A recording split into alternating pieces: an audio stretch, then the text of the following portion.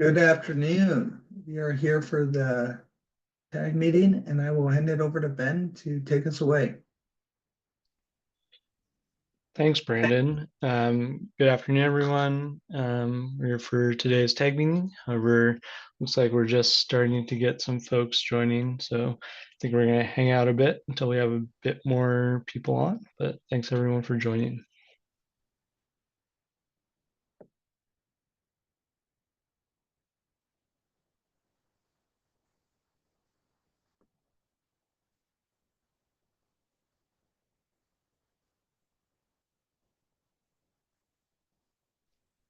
Hey Ben, this is Steve Simpson. Hey, I probably have to get off this call by about 3 o'clock. I don't know what our agenda looks like, but I don't know. I might be able to recall when I get back in my truck, but I'm not sure if I'll be able to make it all the way till 4. Okay. Thank you, Steve. And yeah, we'll take a look at when you drop off if we still got everyone we need on the call, but appreciate the heads up.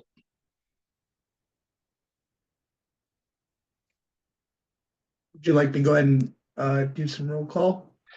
Yeah, and yeah, thanks everyone for joining. Once again, we're here for today's MVP tag meeting, focusing on plumbing code um, adoption for 2024. So yeah, Brandon, go ahead and let's get roll going. We might have enough, it's like. All right. Chair Benamora, Here. Justin Burgo,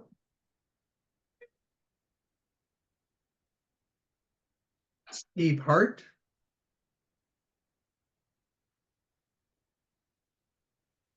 Dennis Croucher,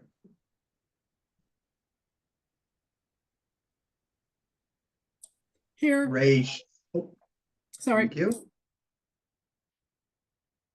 Ray Shipman,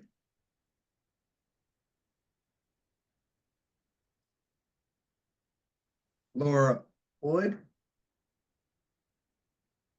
Here. Oh, and I just want to mention, I have to step out for about a half hour at 2 o'clock, but it looks like Shailesh is here, the alternate. So I just wanted to mention that. Thank you. Thank you. And then Shailesh Sai, Here, present. thank you. Ted Clifton,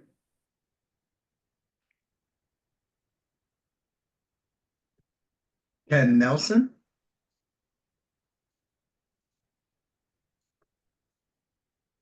Ian Casey, Here. Bill Muskaki,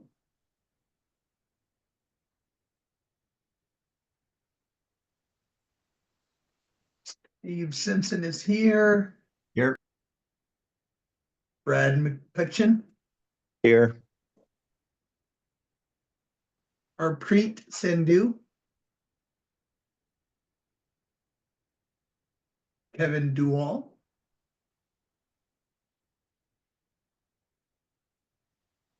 Ali Boris, Here.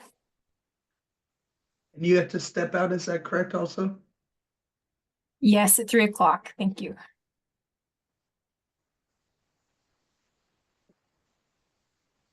Jonathan Jones,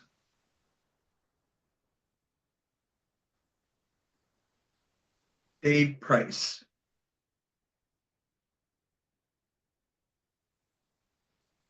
All right, with that, we do have a quorum of 7. We currently have a quorum of exactly 7. Make sure. Yes. Well, no, we don't actually have a quorum because we have an alternate. And then I do see Ray on the call. Ray, if you could confirm that you're in the call.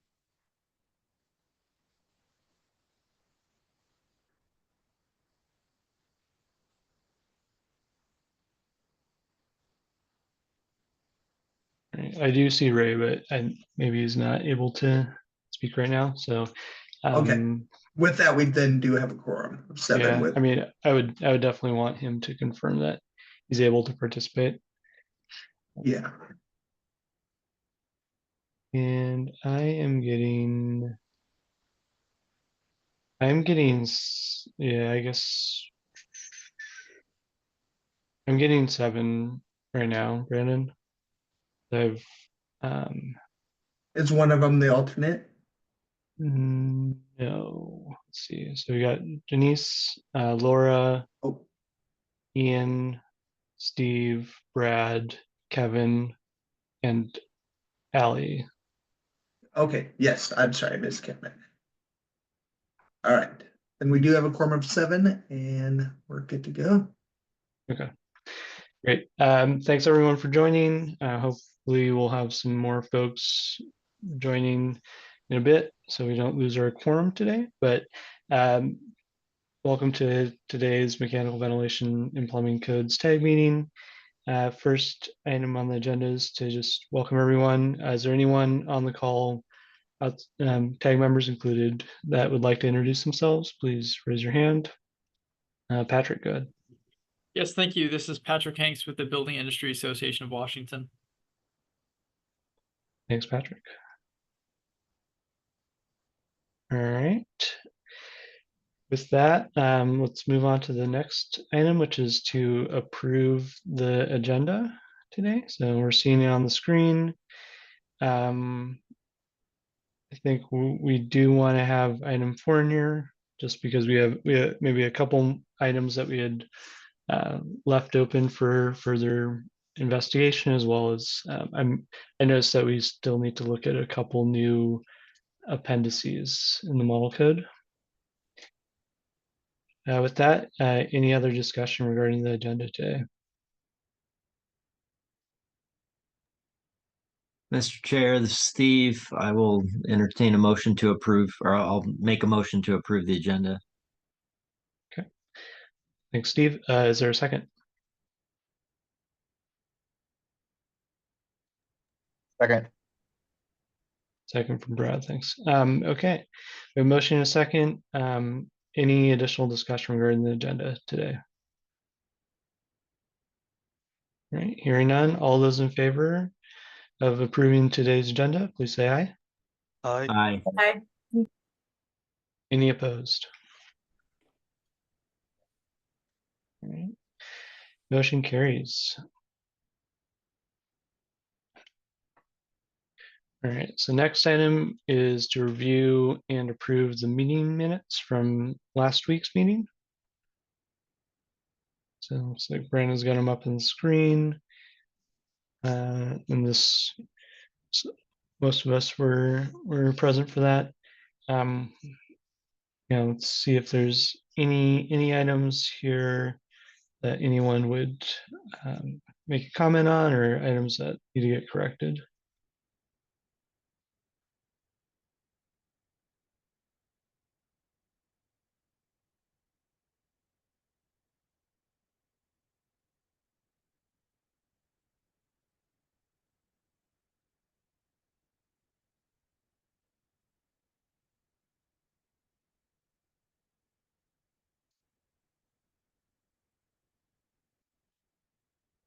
All right, hearing none, I'd entertain a motion to approve the minutes from the April 3rd tag meeting.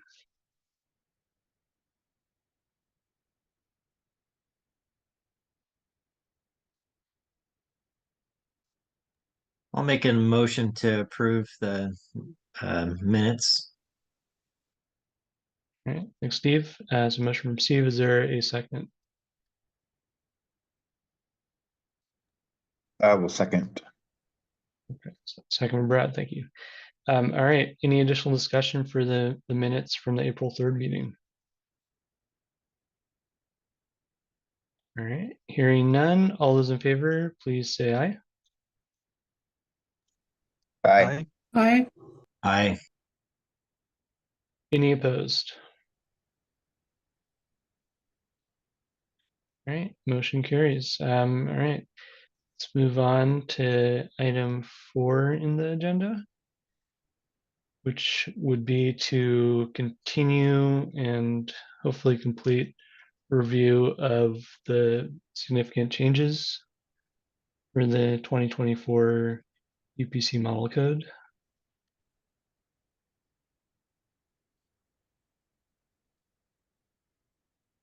And Brandon, correct me if I'm wrong, but I think we're going through the appendices. And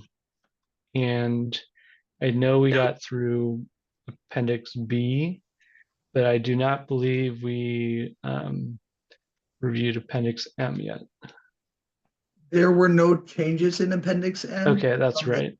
Okay. I'm still in the process of adding just the bar that says Appendix M and no change. Okay. But there were no changes from the 2021 to 2024. Got it. Okay. And so I guess with that, for any of the other existing appendices that were in 2021, or I would actually have to look at doesn't look like we had a motion to recommend not adopting those consistent with the previous code cycle. No, we had no motion on that. Okay. So I think we should take a look at that. And then I would also recommend that we review the new appendices that are at the end of the document. Just to close out the review of the model code. Steve, go ahead. Yeah, I agree. I think it in the interest of being complete and transparent that all of them, whether we adopt them or not, we've gone through them and you know said yay or nay or whatever that this group is supposed to do with those appendices, just so we actually looked at them and made any relevant comments. Thank you, Mr. Chair. Sounds good. So yeah, Brandon, would you mind pulling up the significant code changes document? I think there's a new draft that got posted with the meeting information for today. This is a significant, are you guys not seeing that? Oh, Yeah, Maybe we're that- still seeing the meeting minutes. Thank my you. apologies. 1 second.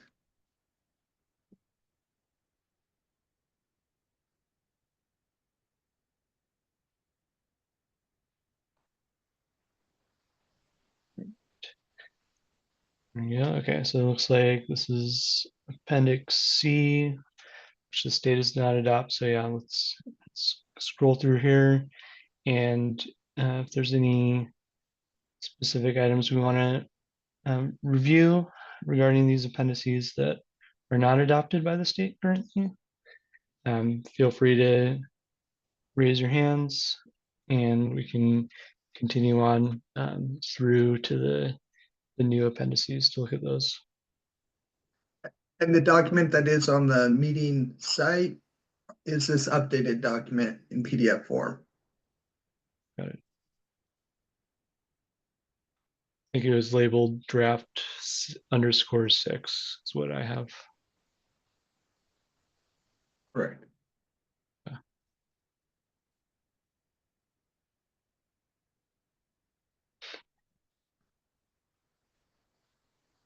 All right. Any comments regarding Appendix C?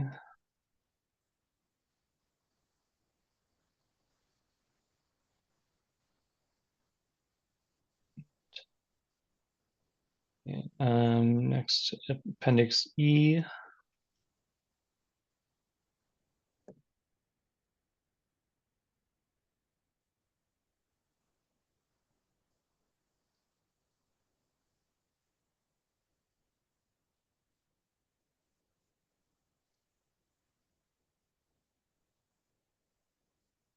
All right, let's keep going.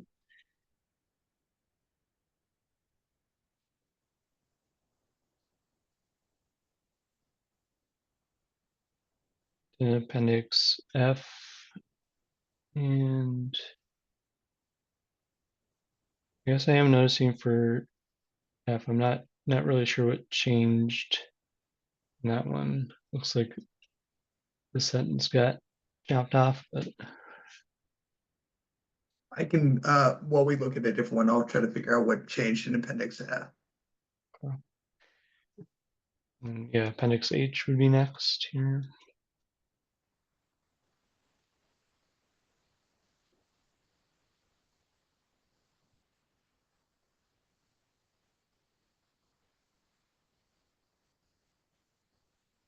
Yeah, it looks like maybe for Appendix F, maybe there's like a deletion or something. I don't know.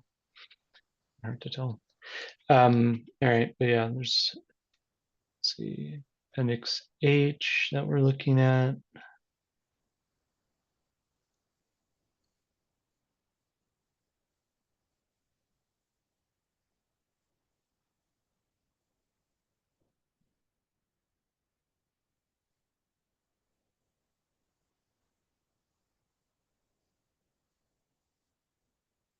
All right, let's keep going to Appendix J if there's no comments.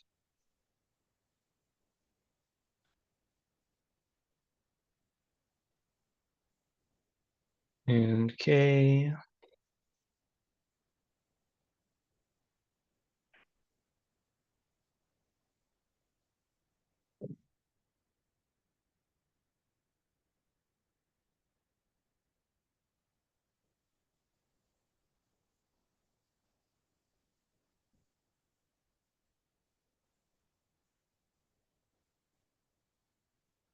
All right, next is Appendix L.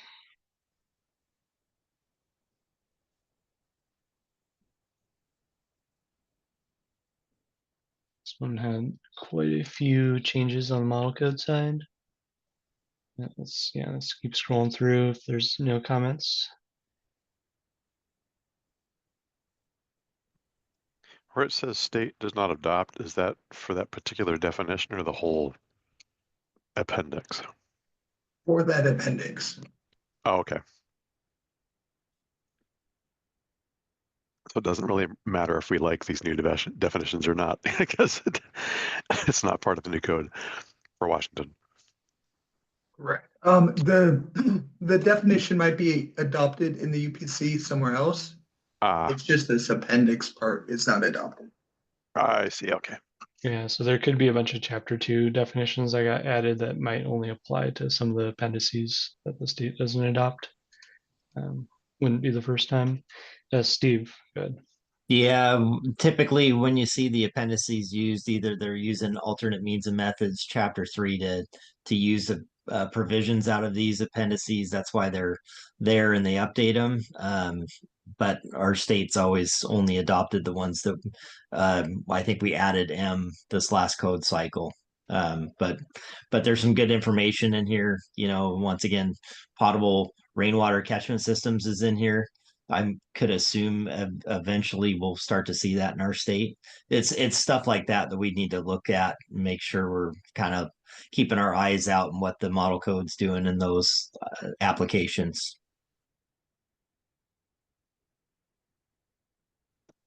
Great. Thanks for that explanation. Yep. So yeah, let's continue scrolling through, but yeah, that'll be the case for the rest of these that we look at.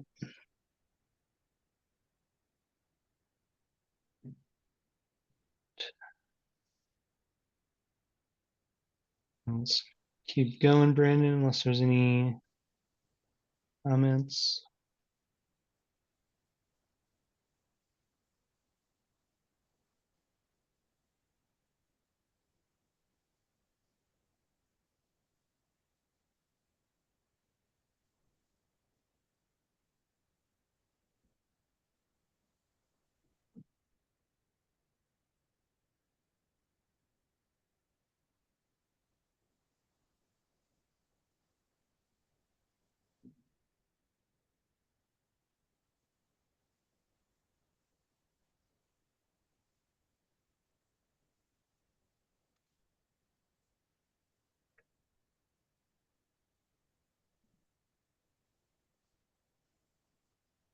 All right, yeah, let's going through.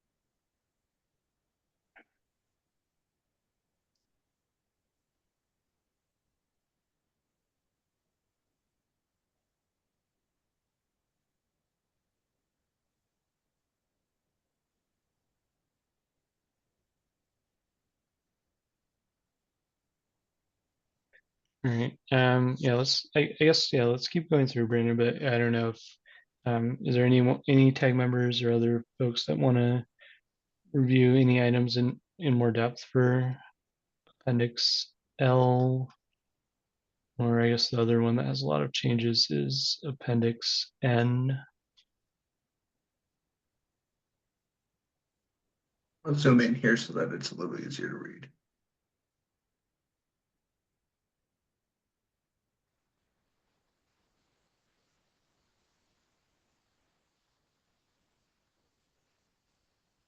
I can go back up to Appendix F. It was just a slight change in wording from chapter to section.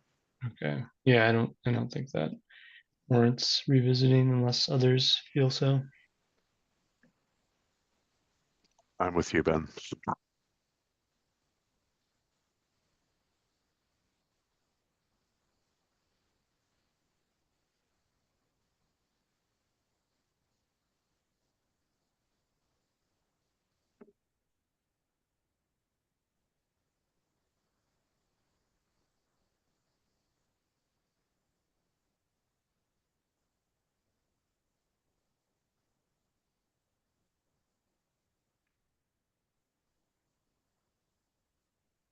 All right.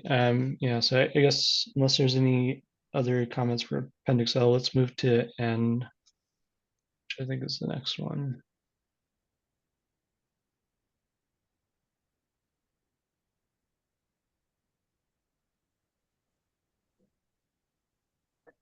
Ellie, good.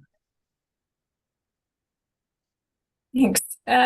So this is a bit out of my depth, but in speaking to our Legionella expert, we had some concerns about the material if this was going to be a requirement. And my reading of this Appendix N is that it's guidance based on this applicability section. Is that what other people interpret as well?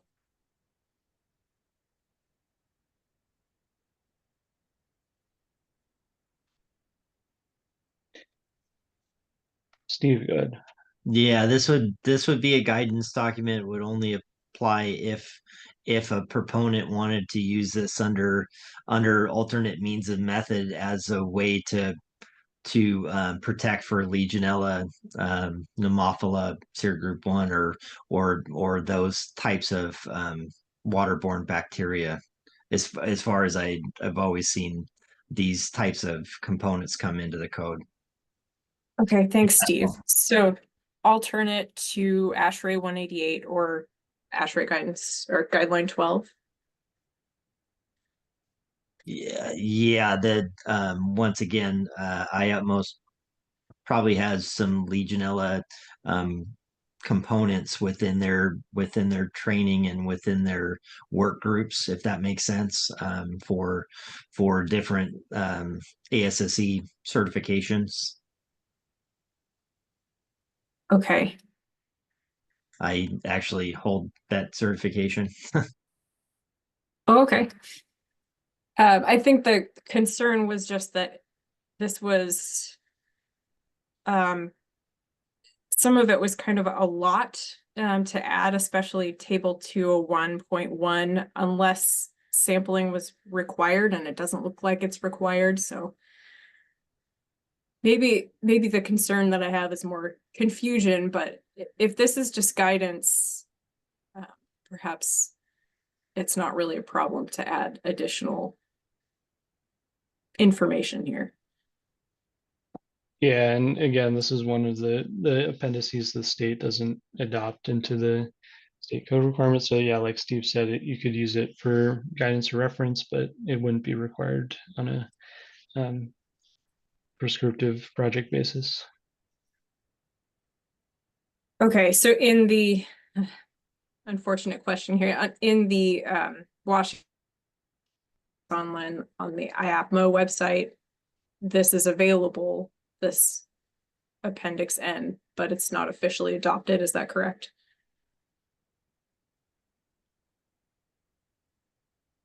Correct, and I think you would I think that RCW indicates which specific appendices are adopted. Is my understanding. Yeah, I'll take a look. that is correct, Ben. Absolutely. It's going to say A, B, and I, and M.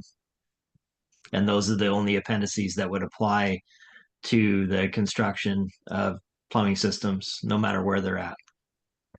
Great. Thank you both for clarifying.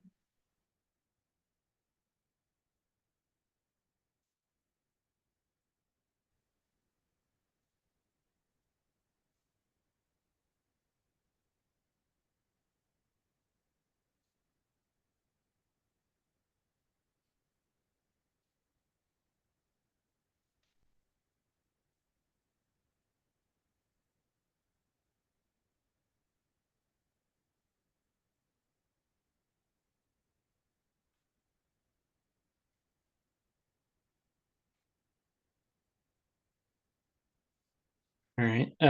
Yeah, let's keep scrolling through Appendix N here, Brandon.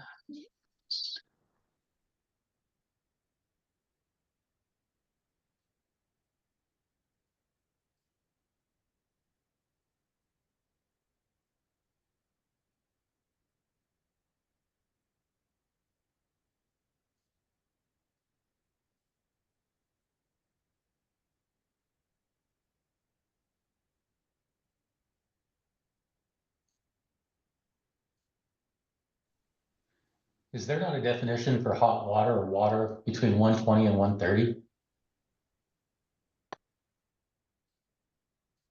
I believe that is, correct if I'm wrong, I believe that is one of the definitions that we have a state amendment for, yeah. Steve, go ahead. Yeah, the definition goes from 100 degrees to 120 for hot water.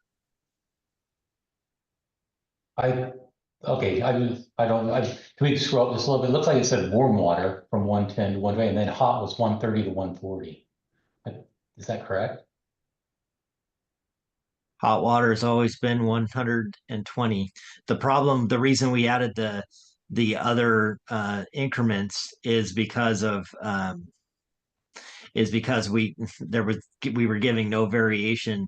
If you're at 114, you technically didn't have hot water. And so for mixed use sinks and things of that nature where you're far away from the hot water source, it was really hard to get the one to two temperature differential. So they wanted to give some leeway. But it's that 100 degrees to 120 is what is in I think it's chapter 2 definition for hot water, if I'm not mistaken, is what our state amendment says. Okay, can you scroll just a little bit more on the page? Are you asking for up or down? I'm sorry, what was that? Are you asking for me to scroll up or down? Up, please, I'm sorry.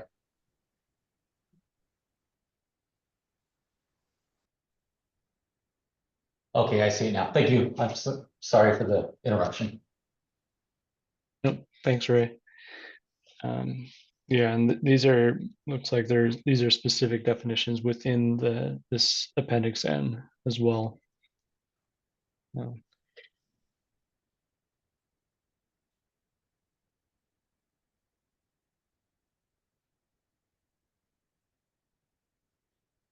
right, let's keep going through this one.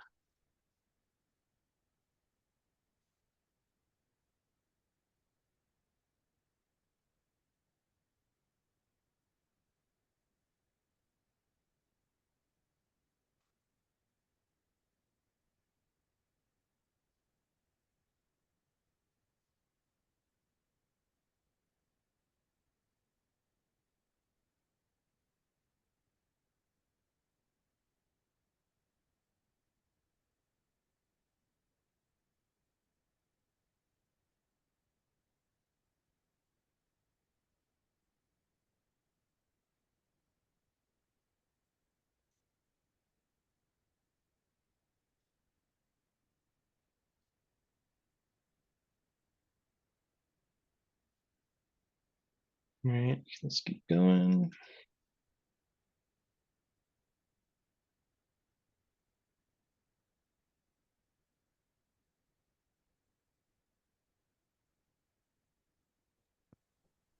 I did not mean to have this one highlighted. I will remove that after this call.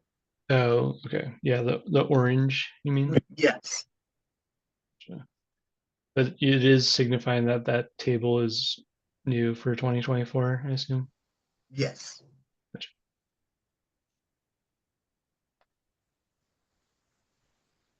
All right.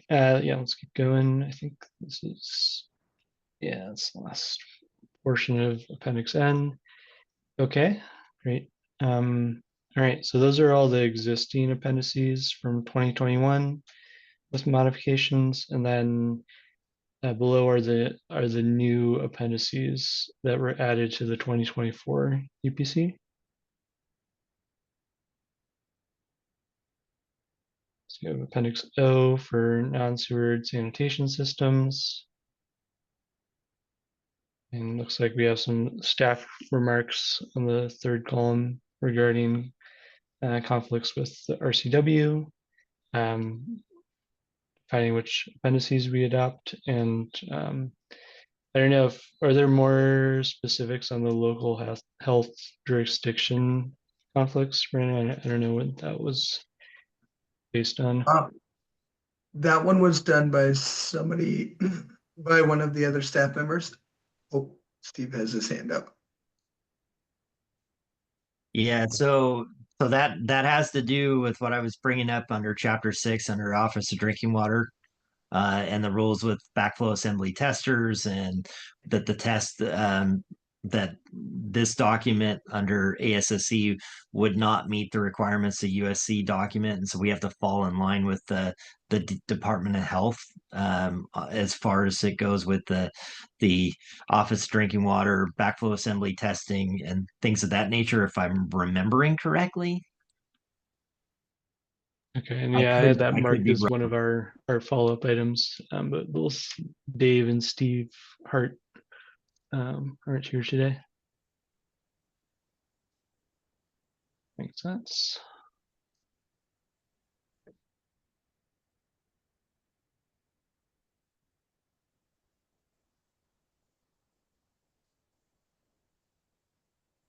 All right, and yeah, let's see, Appendix Q for indoor horticultural facilities.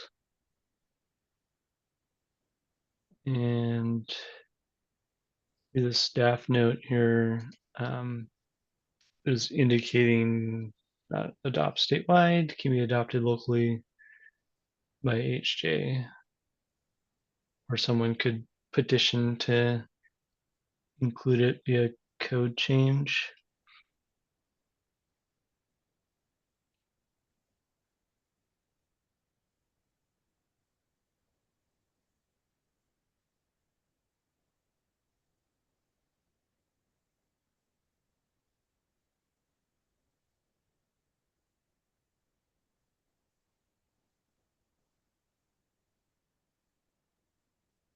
Okay.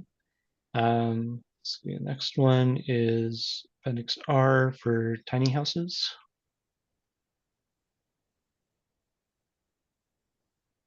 I am seeing that the staff recommendation did not get added on this one. And would you, Brandon, I guess, would it be similar to the previous one for Appendix Q? I believe so, I'd have to read through it a little bit further to fully have that, but I do believe that we would probably pass that on to the authorities, the jurisdictions having authority.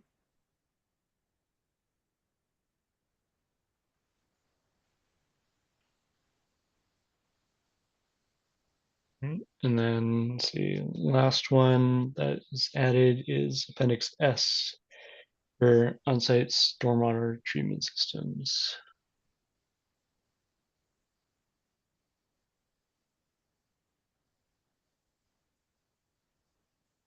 Okay. So that is it for the model code significant changes. So I guess for all the appendice stuff that we just looked at today, I guess, is there any additional discussion that anyone wants to have, or is anyone feeling ready to make a motion to recommend keeping with the current policy of not adopting these amendments as well as the new amendments or appendices, excuse me.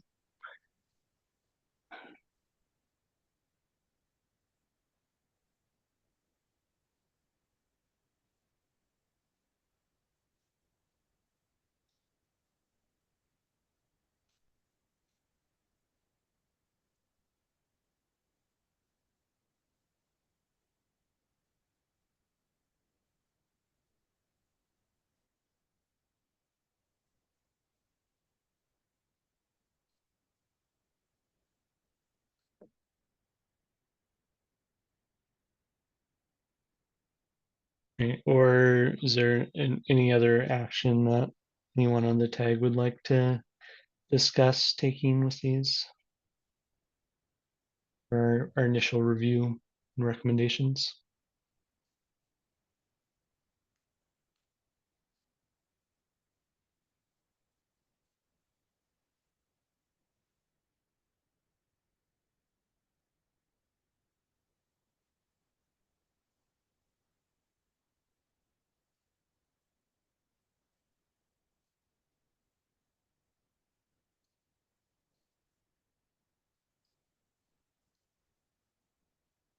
I guess if anyone's having trouble kind of feeling ready to take action, feel free to discuss that as well. But it would be good to take action one way or another today. I'd say. I'll make a motion to accept the appendices as, how shall I say, presented by staff. Is that appropriate? Is that in order? Think so, and I guess yeah, I'll leave it there. Is there a second for Kevin's motion? I'll second the motion. And Kevin, I guess to restate it, or attempt to restate it, I think your motion is to recommend that we keep the staff recommendations where noted for the appendices or not adopting, or I guess however they have it written. And then I guess would that include the new appendices as well to carry forward a recommendation of not adopting those?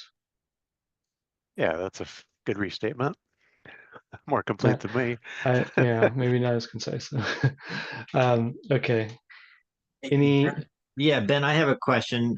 So Okay. if we do that, does that preclude anyone under making amendment to adopt a specific appendix not being able to do that under the rules? Or because once again, that statewide amendment could potentially, just like Appendix M was adopted via that method in the 2018 cycle, would that preclude anyone from being able to do that?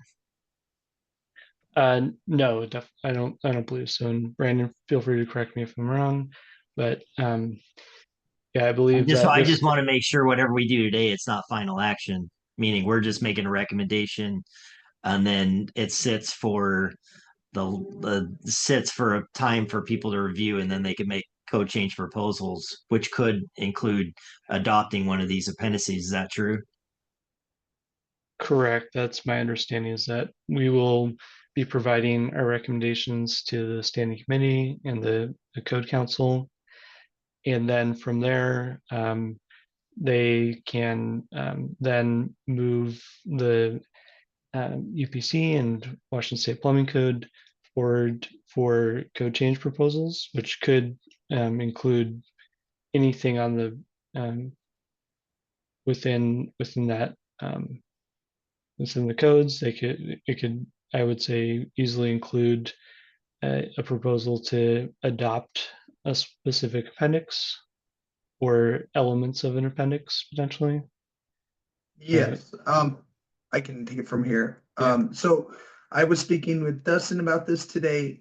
We will be opening the code change proposal window, I believe, after Thursday, and I will provide a link or the document itself, so that way you guys can submit your code change proposals on everything in the significant changes document, as well as the existing state amendments. And so even with voting to move this forward, you guys will still have an opportunity to request and put in code change proposals on anything in this document. Steve, go ahead. Yeah, does that then go out to the entire public, or is that just us tag members? I'm just wondering where the public gets involved in their part of the process, if that makes sense. Is that just going to the tag members that are on this tag, or is that going out to the full anyone that's in the public that wants to potentially make an amendment?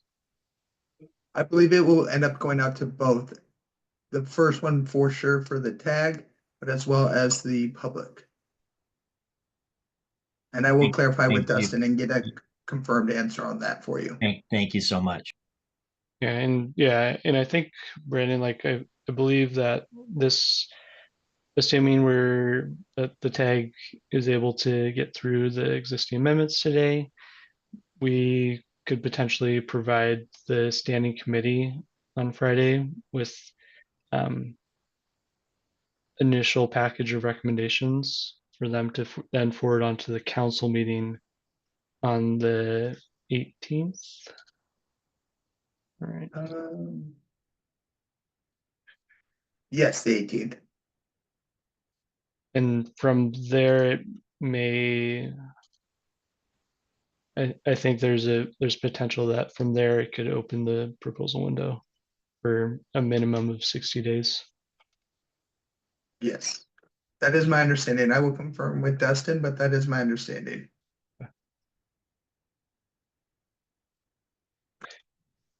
All right. Okay. So we have a motion on the table. Any additional discussion, or does anyone need a reminder of the motion? All right.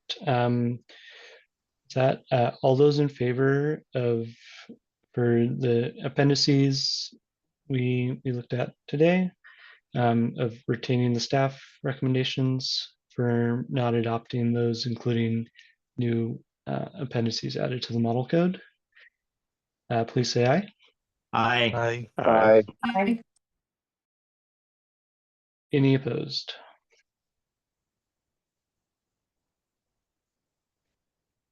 All right, I believe motion carries.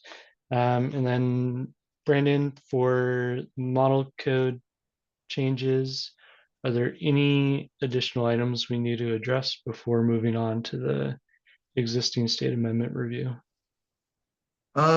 Just that I will be asking that code change proposals that you guys do recommend.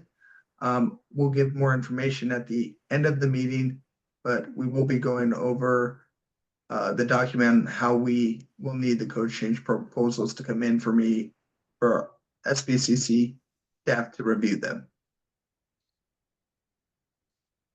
Okay. And then I send out a follow-up email for anybody who does have to jump off the call, as there is a few people that do have to leave before the end of the meeting.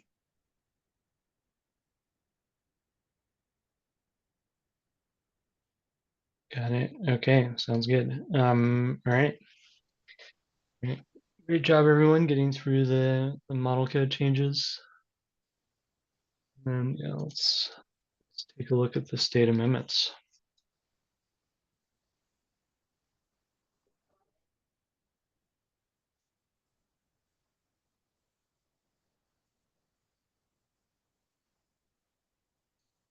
And I will pull up the other one, just one moment.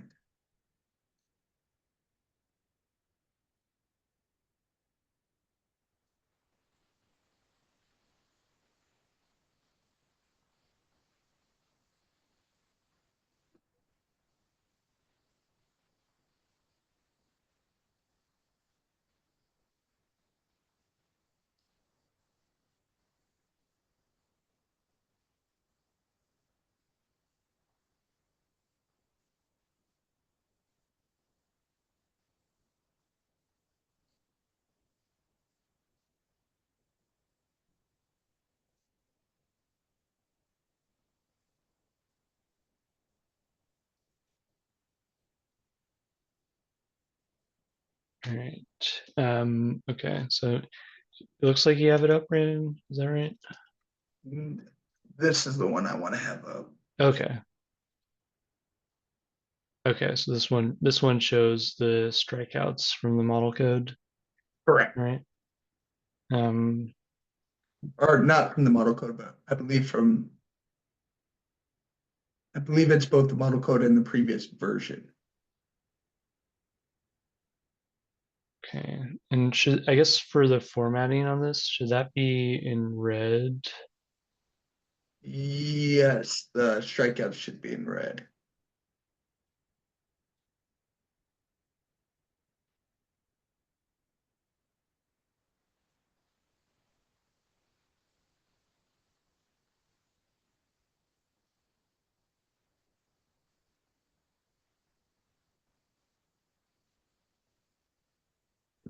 Well, is that right? It's just red text to be state amended language. That is right. I'm sorry. Yes, state amendment is red, then model code change is blue text. Then strikeout is what's been taken out, and then underline has been what has been brought in.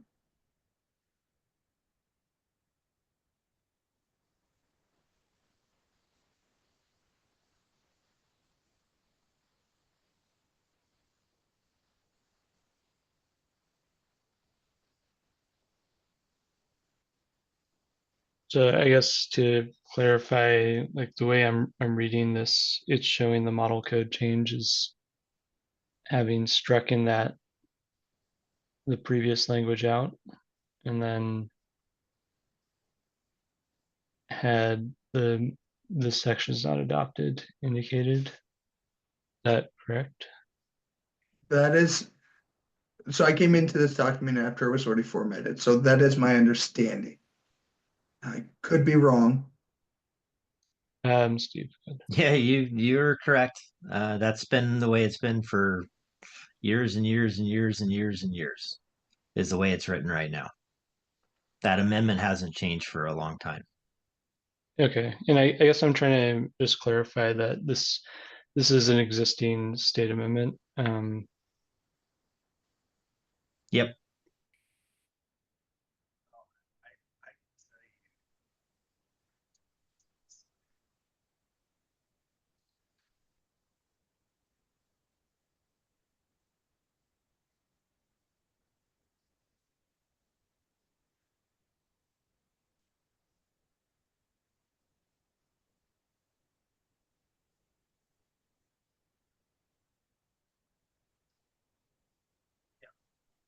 Yeah, I guess, I mean, it's going to be definitely helpful to make sure we're pretty clear on which portions of a section are state amendment language versus model code changes.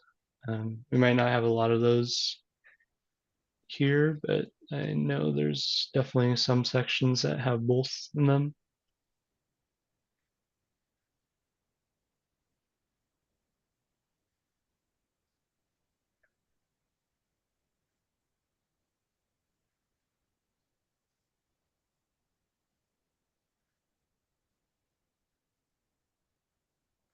Right. Okay. I mean, yeah, let's get to reviewing for chapter one. These are both existing state amendments, I believe, for sections 102.1 and 103.3.1.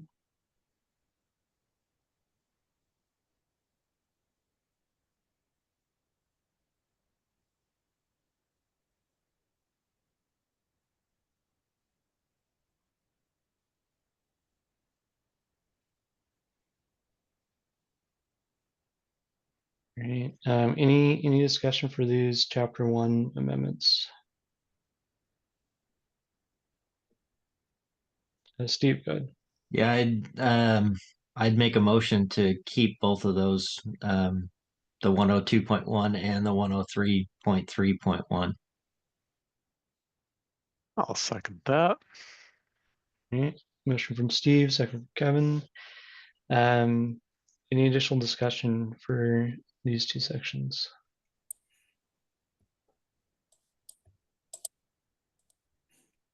All right, hearing none, all those in favor of recommending retaining existing state amendments for chapter 1, please say aye. Aye. Aye. Aye. Any opposed? All right, motion carries. All right. Okay, let's continue on to chapter 2.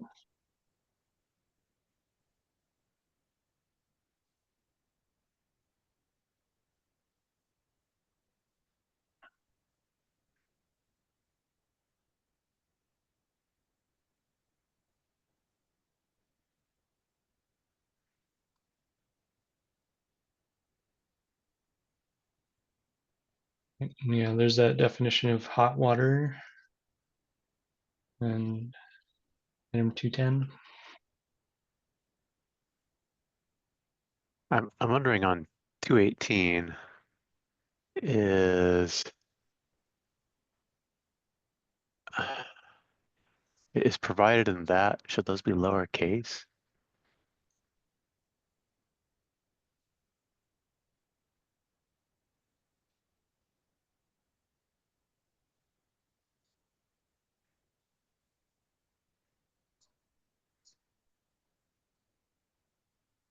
So in the existing amendment, provided has a uppercase P, but that after the comma is not capitalized. It reads provided, comma, that no certification. Okay. But it is a separate sentence from the previous one. Okay.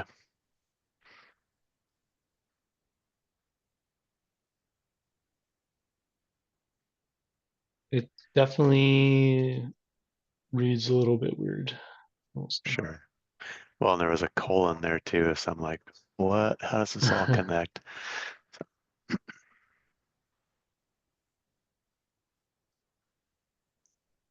Yeah, so this might be a good one. If someone has an editorial change, they could provide some wordsmithing on. That makes sense. Steve, go ahead.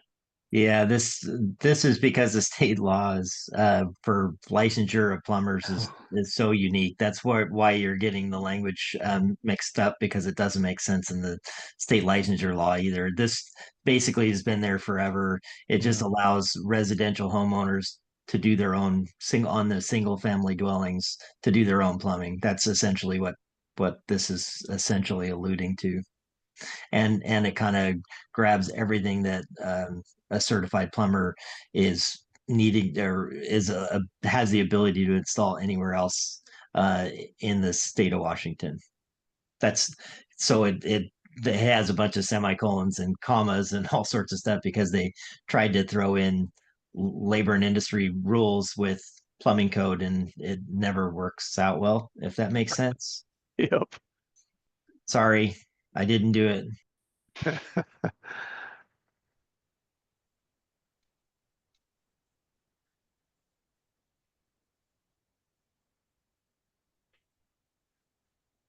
Right. So yeah, if someone wants to try to navigate all the legislative requirements around this section, I would say go for it. But it's definitely been on the books for some time.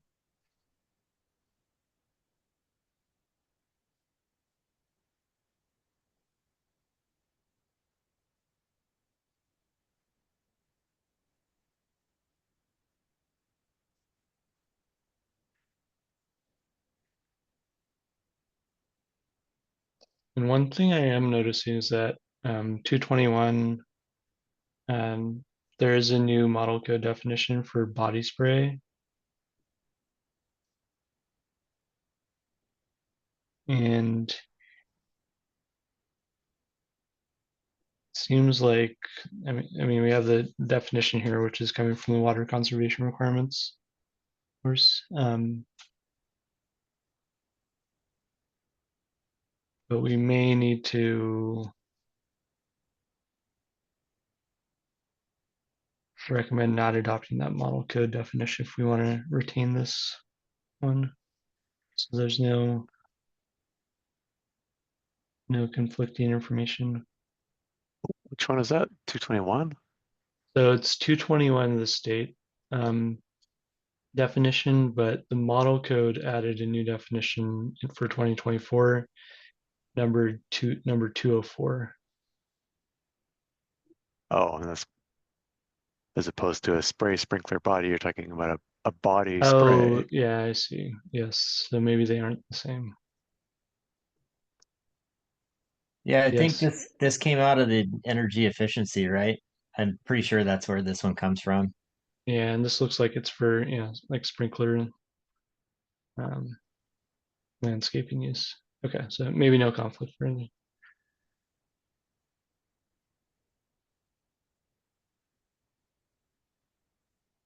Laura, good. Yeah, I'm gonna need to step away for about a half hour. I just wanted to let you know. Okay, great. And Shailesh, it looks like you're still on the call. Yes, I Yeah. am. All right. So you'll be stepping in as long as Laura's out for her seat. Thanks, Silas. Hey, Ben, I Right. hate to do this. I need to run to the restroom really quick. Mm. Is there a 5 minute? Can we take a quick 5 minute? Yeah. Let's take a quick break. We're in the middle of chapter 2, so let's come back at 2:02, I guess, and reconvene.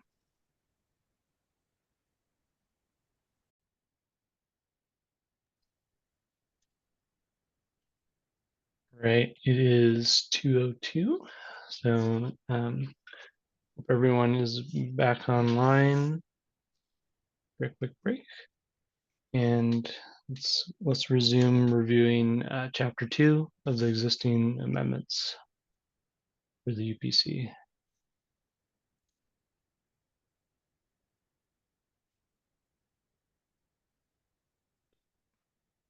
And Brandon, I have lost the screen. I don't know if it's just me.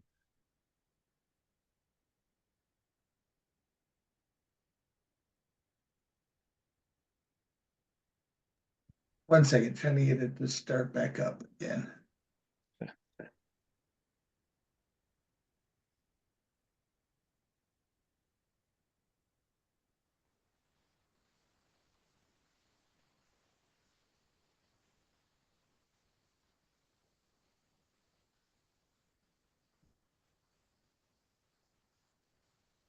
All right, I can see it again.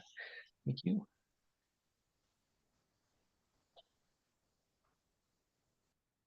Great. Okay, so let's continue on. Like most of these for water heater are coming from water conservation requirements, and then water wastewater utility definition from DOH rules. Yeah, I think that's it. So yeah, that's all the current state amendments for the definitions that are included. Any discussion for these?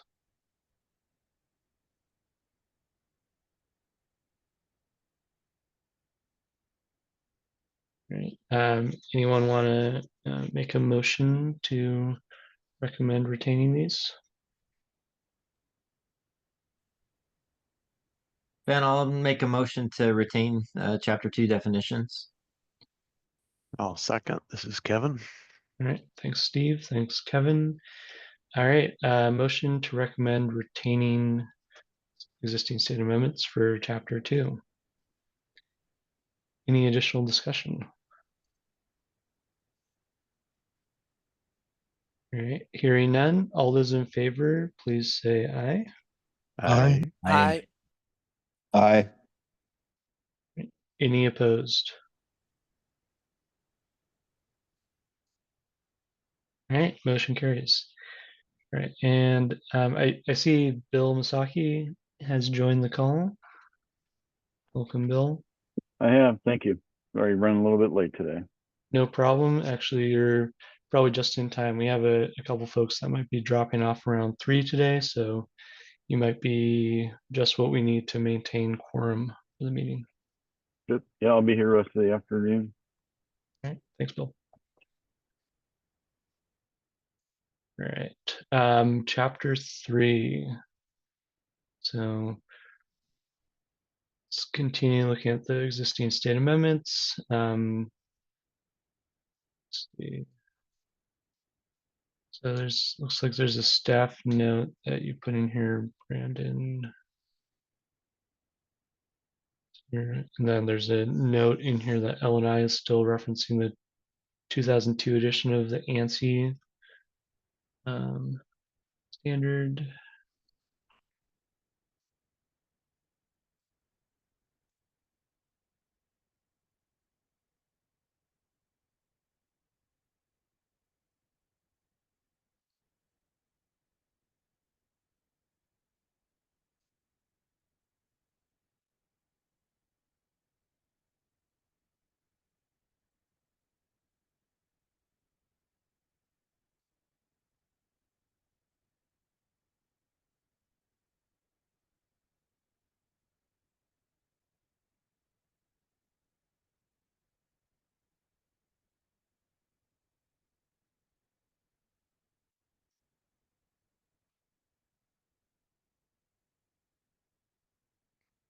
All right.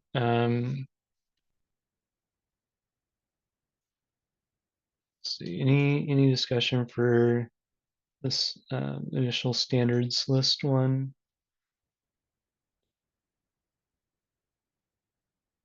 Let's keep going. Yeah, vent and waste pipes, freeze protection, fire resistant construction.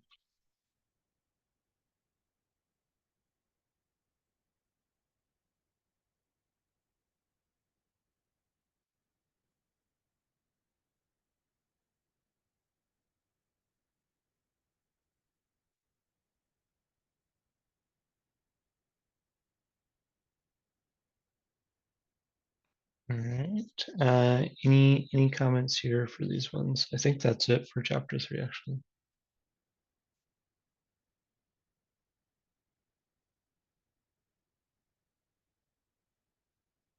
All right. If not, entertain a motion to recommend retaining existing state amendments. Moved. Motion from Kevin. Is there a second?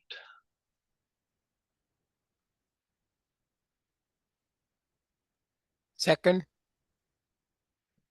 From Shailesh. All right. So a motion and a second to recommend retaining existing state amendments for chapter 3. Is there any additional discussion?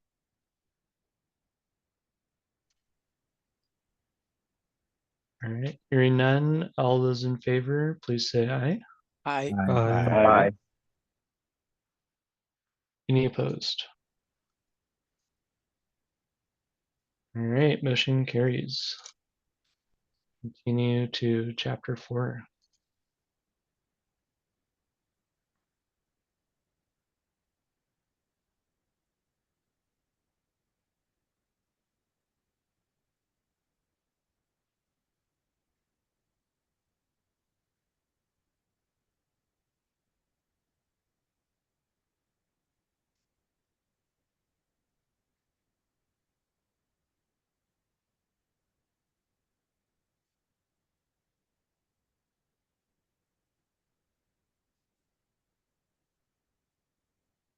Brandon, for 402.5 up there, is the existing state amendment just the exceptions information or the S on the exceptions, or is there more for that? Nope, that is the change.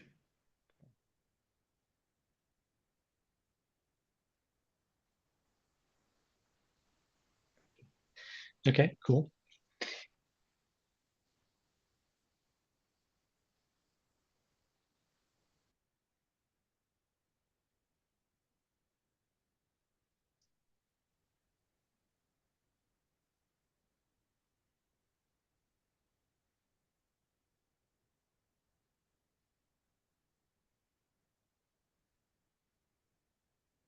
And I guess similar with 407.1 there, is there,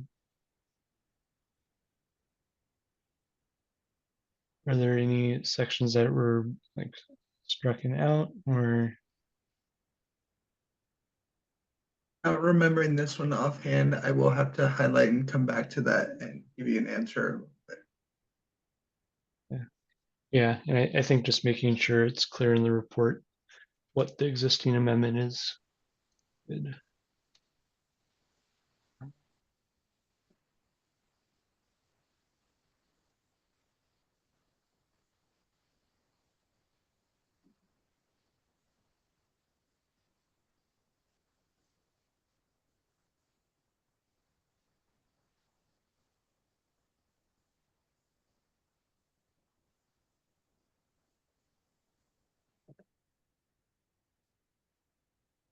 All right. Yeah, let's keep going unless there's any other comments.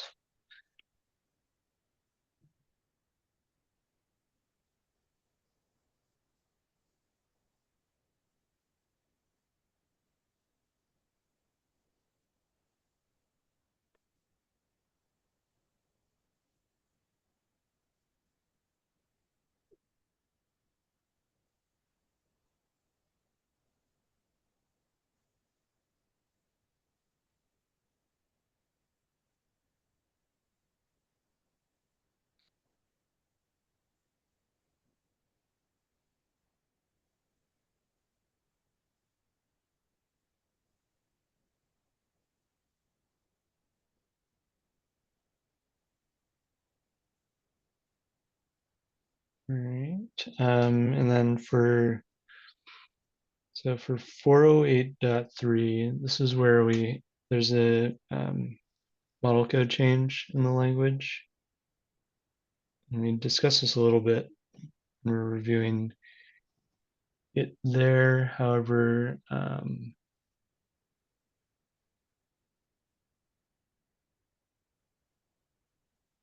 wondering if we can make it a little bit more clear what the model code changes versus the state amendment.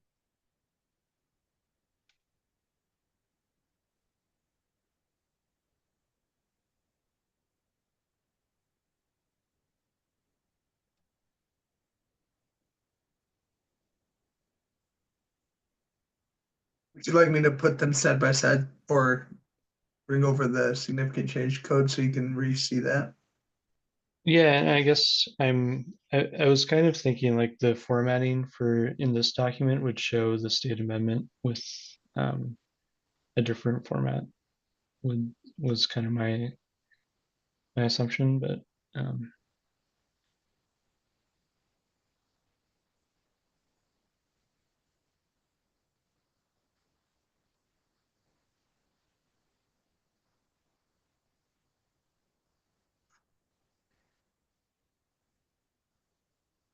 That orange color that's highlighted, let me do that.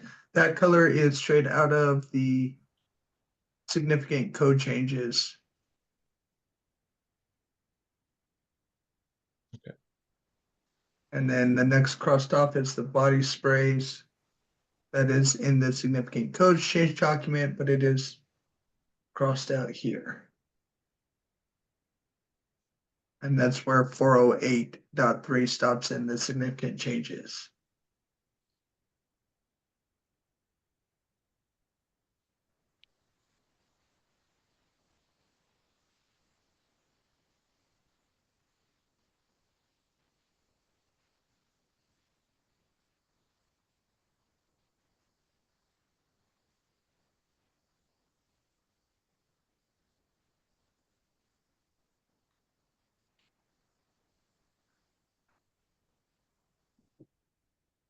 Okay. Yeah, thanks for making that more clear.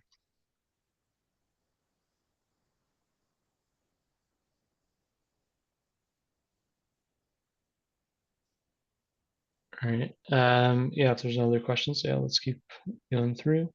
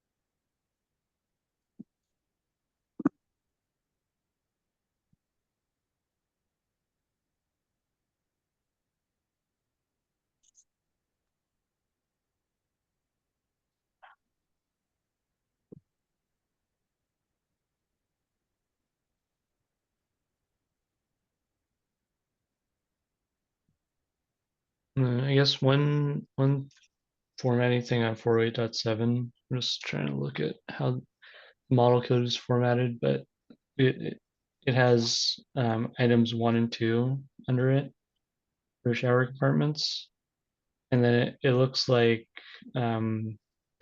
after item 2, the first sentence, it's like a new paragraph, so that like the minimum required area is part of like a new paragraph below item 2, or not the exceptions, but in the requirements above.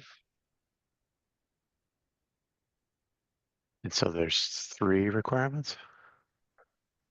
I think the way it's written, it appears to me Oh, like it's a general requirement right. for the shower compartment. So Ben, you're saying after be capable of the 30-inch circle, there should be a There's, yeah, return. right there. Yeah. Gotcha.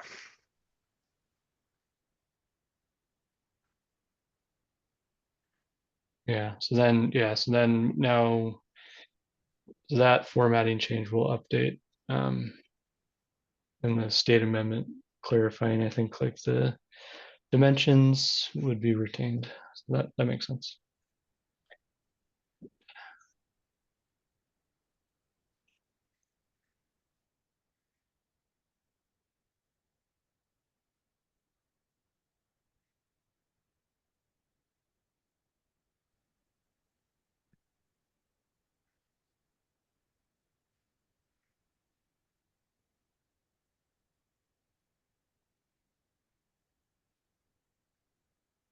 All right, let's keep going unless there's any other comments for these.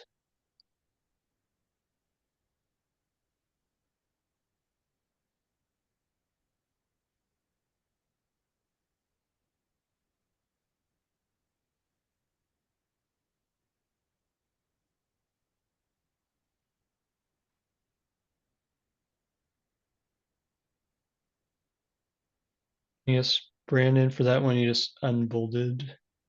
Is there a section number change for that one? And then I guess it's, or do we need to even or is it indicating what section of the, I guess, model code it's going to? Or Yes, I just unbolded the number just because I believe that was a transfer formatting error, okay. but it was And never intended to be bolded. Yeah, and I guess for that section 415, I guess it was 415.2 in the 2021 Washington code, it looks like.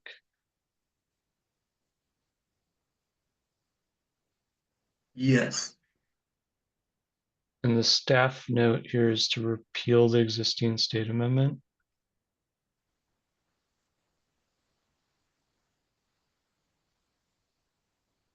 Or to modify it to align with the state requirement. Or no, wrong one, sorry. Uh,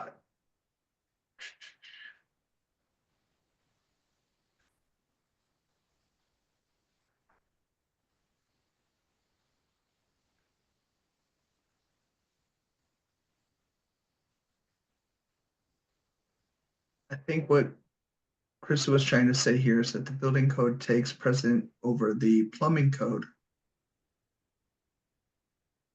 Right, and the state amendment we already had is indicating that this section is not adopted. See Yeah. building code chapter 29. So would it make more sense to retain that amendment? Yes. In my opinion.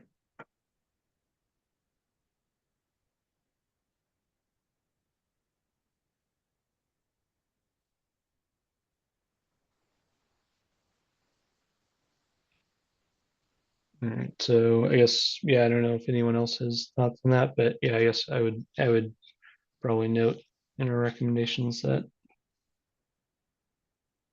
it seems like it would make sense to retain the existing state amendment.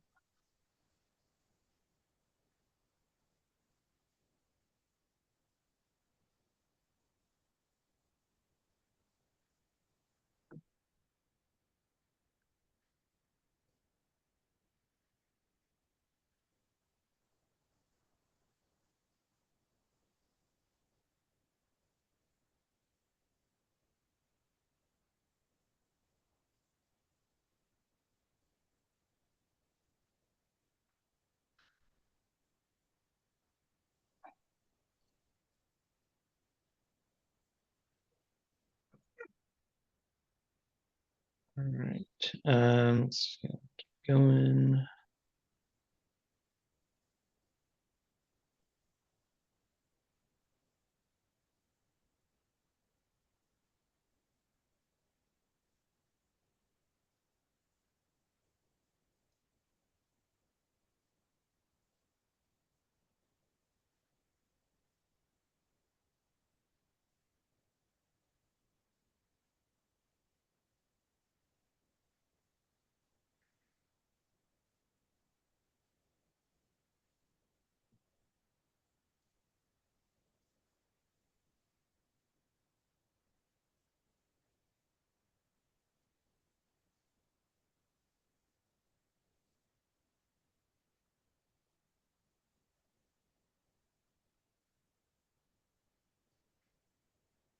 Let's see, for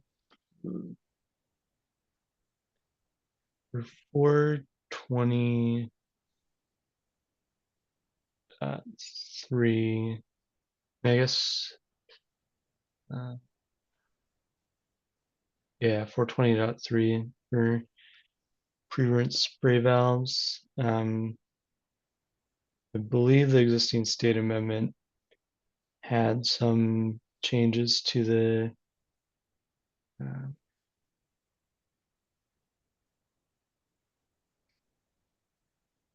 flow rates, and it looks like the model code changed to add that new table in. Doesn't seem like it conflicts with I think the state amendment had the 1.6 gallon per minute, right?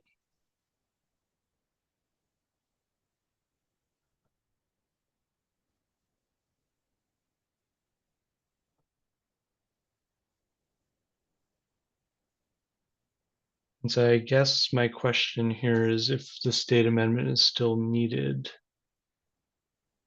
if none of the flow rates in the table are higher than the amended maximum. However, the state amendment did have a maximum at a certain PSI as well.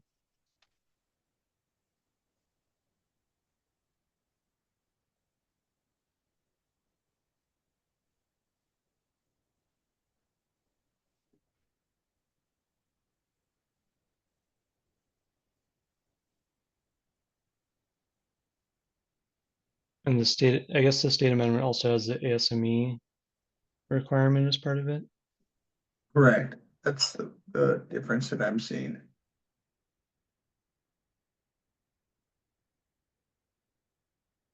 Okay, so I guess the question here is if there needs to be any, based on the WSR, if there needs to be if the flow rates need to be indicated at a certain pressure.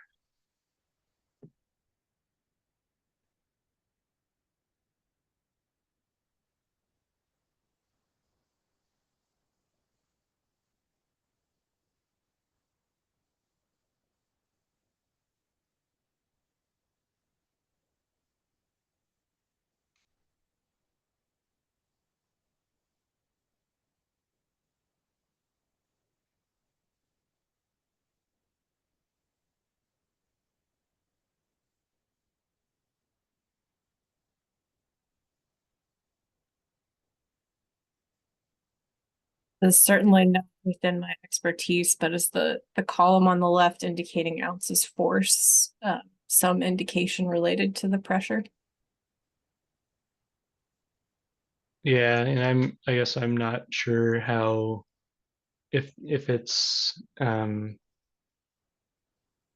if that is that's indicated as a spray force, and I guess we maybe need to reference the WSR language to understand if the 60 psi was related to the static pressure in the system or also related to spray force. Yeah, pretty sure those are independent. But the spray force would also be rated at a particular input pressure.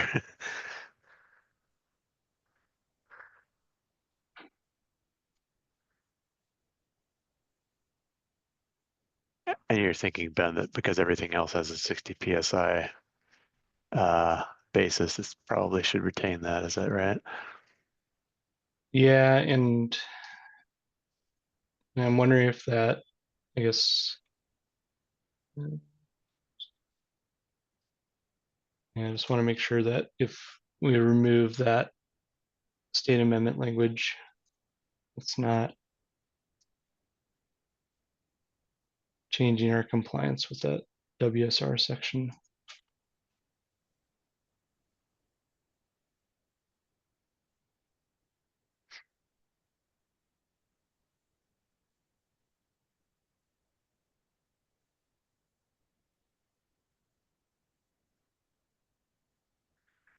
But the table is current Washington code, right? No, the table is new Oh, okay. UPC. I see. Actually.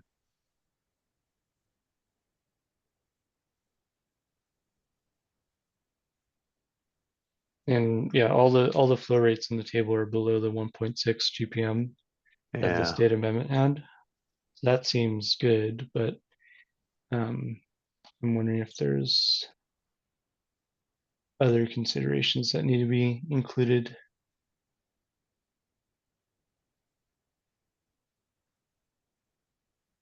And this could be an instance where, yeah, we need to task the tag with creating a code change proposal to make sure it's meeting all the statutory requirements that we had in the previous amendment.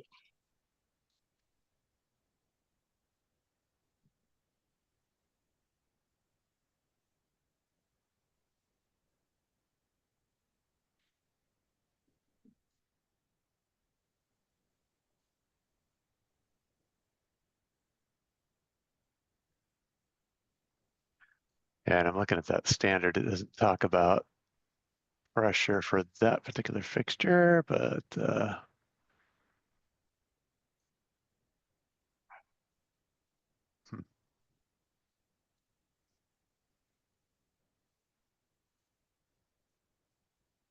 Yeah, there's a general reference for sink faucets, but it's also a different flow rate.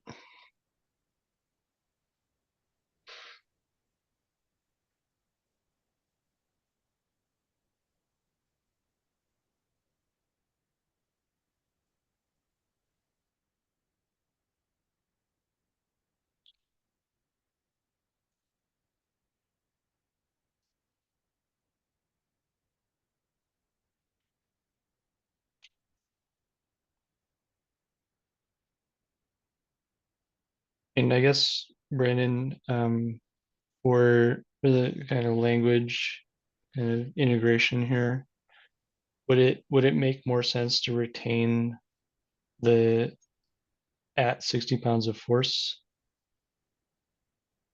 and but still reference the new table?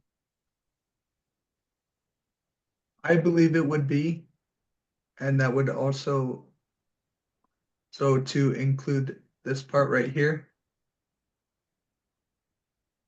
Yeah, except for the GPM.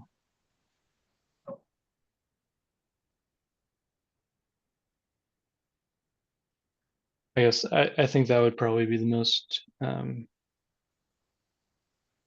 inclusive approach at the moment until there's more review of if that pressure rating is needed for this section.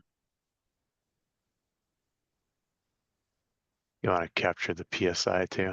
Yeah, yes, thank you. and then I think you need to do the next for the unit conversion too to be consistent. Oh, right. Oh, The K, yeah, not the LPM, but the KPA. mhm. Yeah, that. Yeah.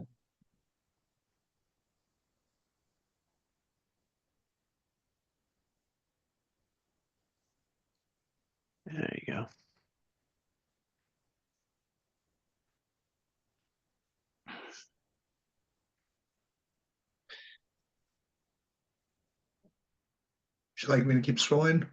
Or do you have more? Yeah, unless anyone else has thoughts here. Going.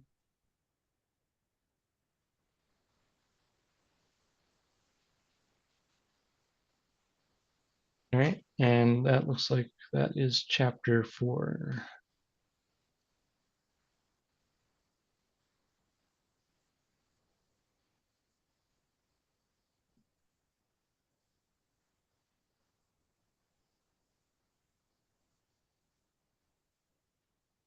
All right, so any additional discussion for chapter 4 amendments?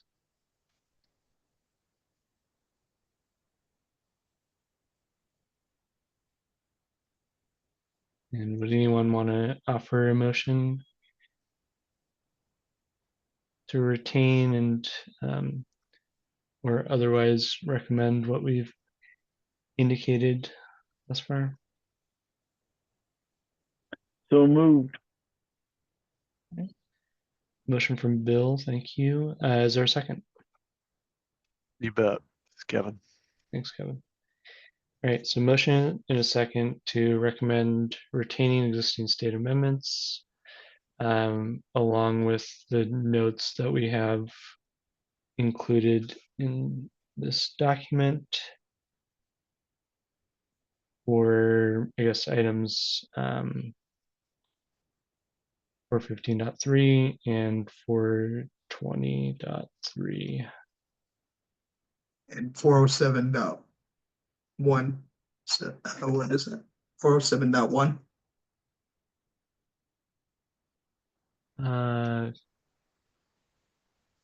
Correct. I think that was 407.1 was just the formatting review. See if, what indicating in the report what was Okay. what the state amendment is. All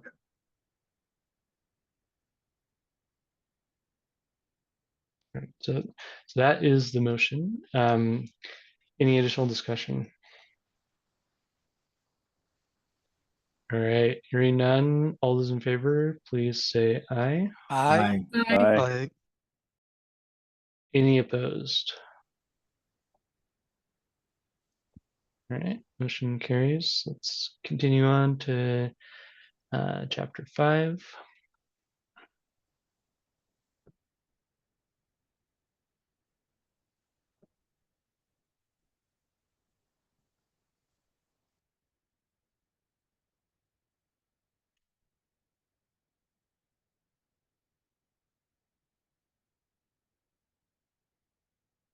All right, so let's see. Okay, so this one had some model code changes, but in the model code review, we indicated to retain the existing state amendment. So this would be what we're seeing here for 505.1.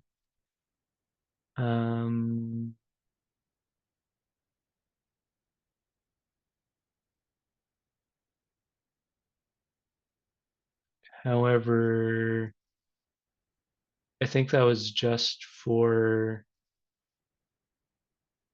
the body of the section. I think like it looks like the last sentence, water heaters shall be installed in accordance with such and such. That's new model code language that I don't believe we took issue with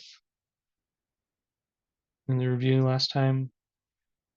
And then the changes in the table 501.1, table 1 are also model code changes that I don't think we took issue with.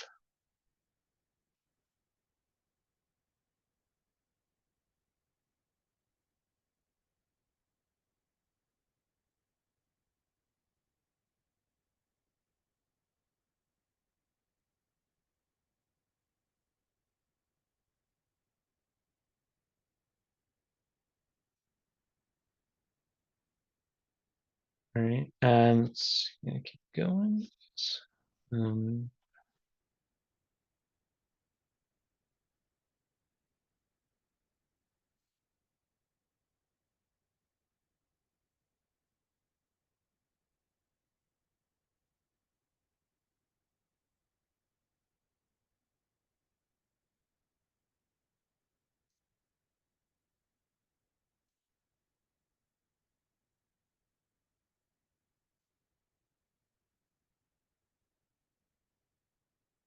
and I guess these these are all new, like these whole sections are state amendments, correct? Sorry, it was muted. Yes. Okay.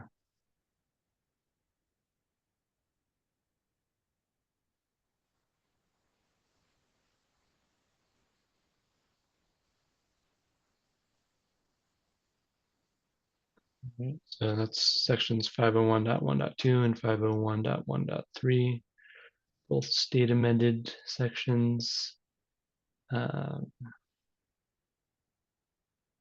Then in 504.1, I'm wondering,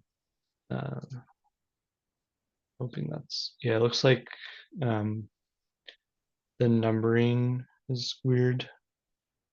Yes, I Unless, would. is there a reason that 2 got moved up and ahead of 1? I actually missed that. I was going to review it while you guys looked at another section, but I Oh, didn't want sorry. to change it while you guys were looking at it. That's okay. Yeah, I mean it's already in the meeting documents. It'd be good to confirm it.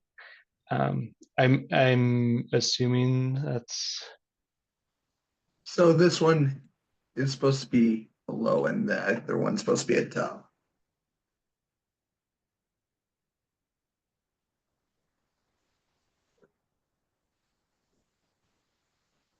It's supposed to be like that.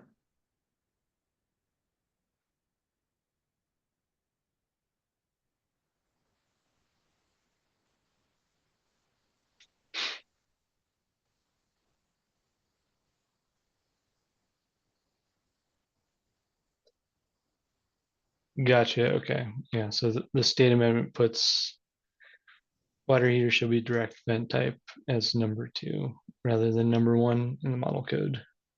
Yeah. Gotcha. Okay. Makes sense. Well, kind of.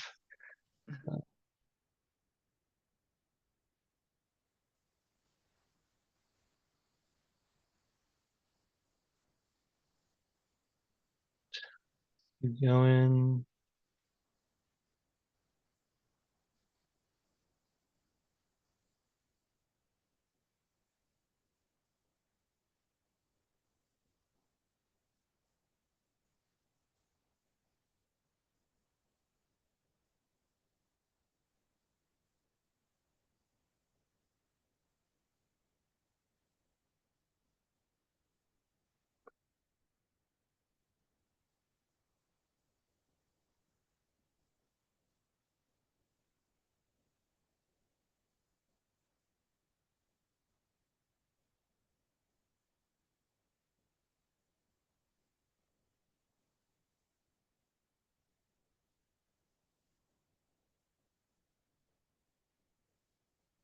All right. Yeah, feel free to keep going if there's no questions or.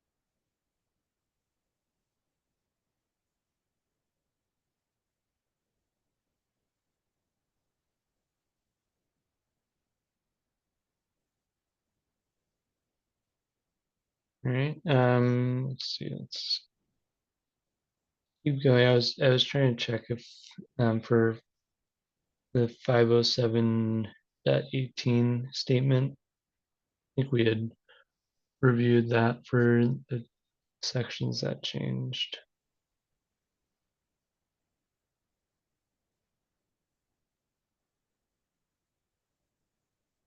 Are you talking on the significant change document? Yeah, just to make sure that because the model code sections kind of shifted around, that we were tracking the numbering in here, and that looks good.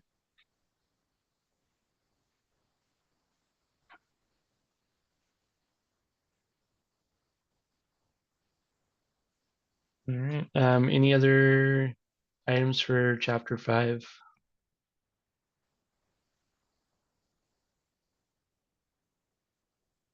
If not, I definitely entertain a motion to recommend retaining existing amendments to chapter 5. So moved. Thanks, Bill. For a second. Second. Second from Shailesh. Thank you. All right. Any additional discussion for chapter 5?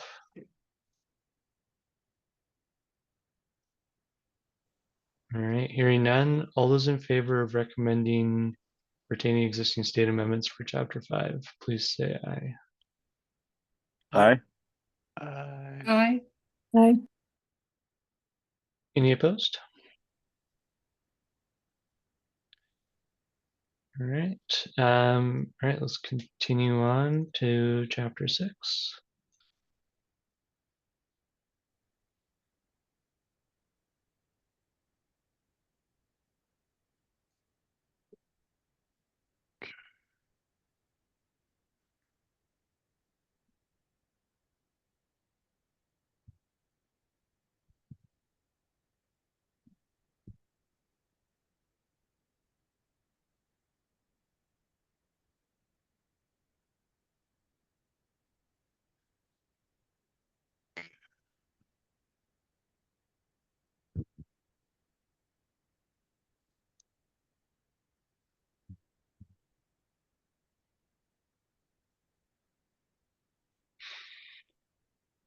All right. Let's see. Any items here just want to discuss? Let's see.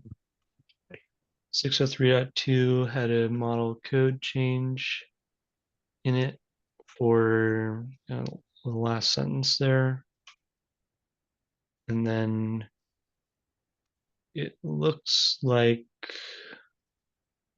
this has integrated the existing state language with that.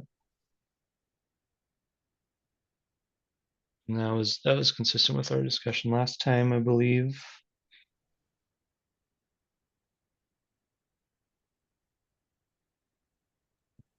Correct, and we did not adopt that one as it refers to backflow assemblies.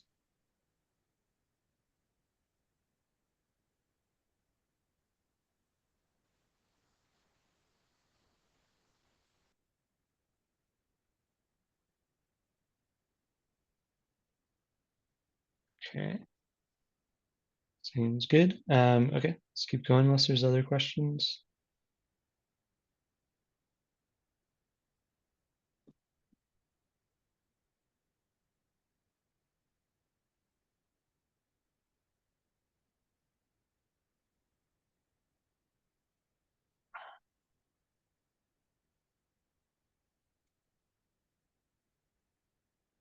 And then I think we had a similar discussion for 603.4.2.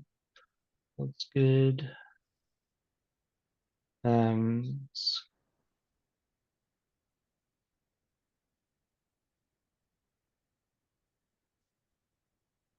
then 603.5.6. That's so it's the lighter blue, the Atmo PS72. That's the model code change. And then the state amendment item would be number 6 now.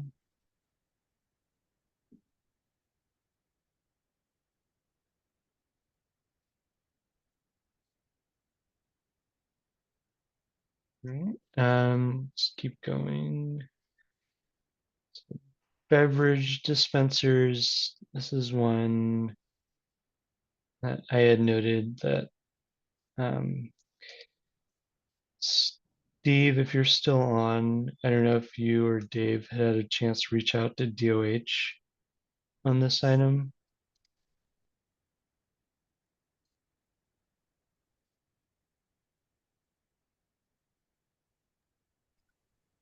Mr. Chair, I'm here. Sorry about that. No worries. So which section are we referring to currently? 603.5.12 for beverage dispensers. Yeah, I think my main concern is if you go up above and they talk about the required backflow devices that are on typically on those beverage dispensers, the DOH has adopted the 10th edition of the USC, and by going to and allowing an ASSC device that's in the model code, may not be able to have correlation between the Department of Health Office of Drinking Water, the backflow assembly tester folks, and the plumbers installing those devices. So I would urge us to keep the state amendment the way it is. That's just my opinion.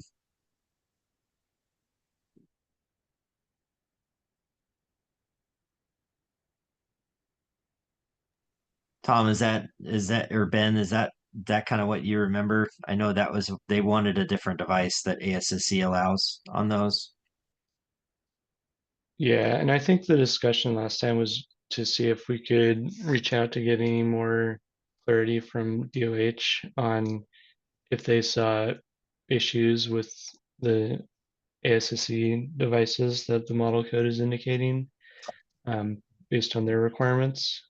Right. But And I think I heard the proponent of that also refer to the DOH only is worried about premise isolation and not anything that's happening in the building. And I don't necessarily know that that's a true statement from the Office of Drinking Water standpoint. I know premise isolation is a big part of it, but the backflow assembly tester is testing all those devices within the building, and they would have to be listed in that USC document. I know a lot of the times you won't find the ASSE valves and components or approved in the USC, and it has to do with the devices as opposed to what ASSE calls them, which is I'm blanking on it right now. Maybe Bill Masaki's been on this tag forever too. He might be able to add some clarity as well to this. Thanks, Steve. No, you got it. I don't think I could add anything to that. Or I've forgotten that I've been here so long.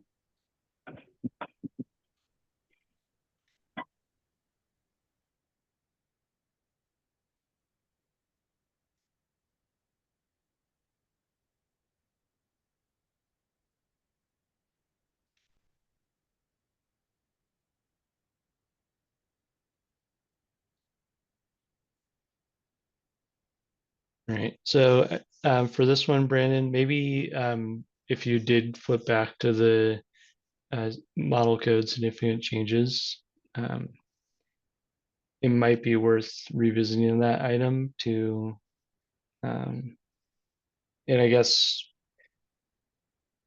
if we want to make a recommendation today for this one, Steve and other tag members, would you think that we would recommend not adopting the model code change and retaining just the state amendment? I'd make a motion to retain the state amendment. This is Steve. I'll second that. All right, any other discussion for this one?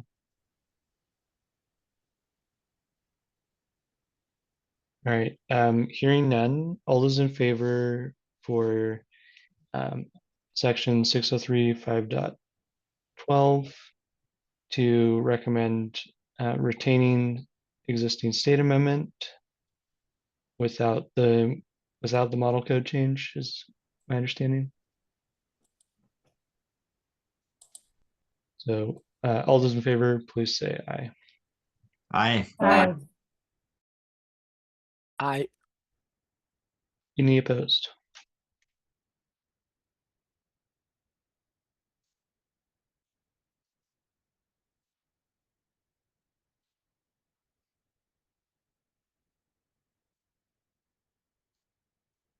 Right, great. Thanks for coming back to that one and revisiting that.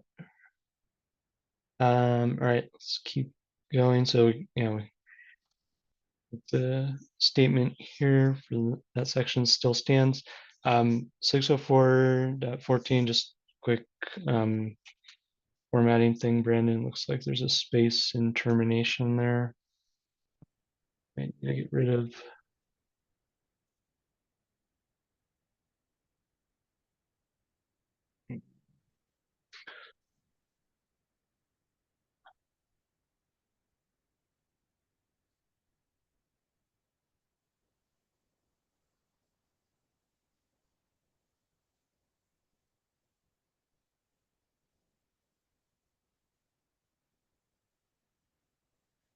Let's keep going unless there's any other comments.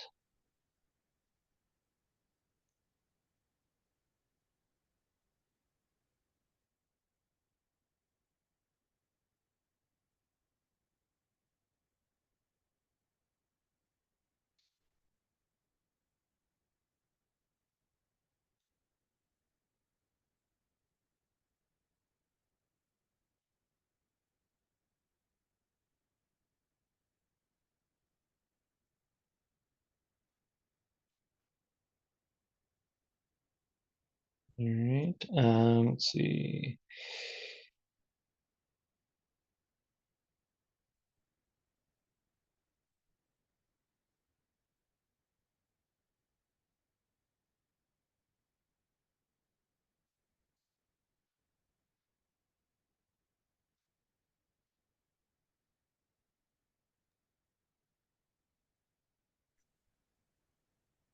Steve, go ahead.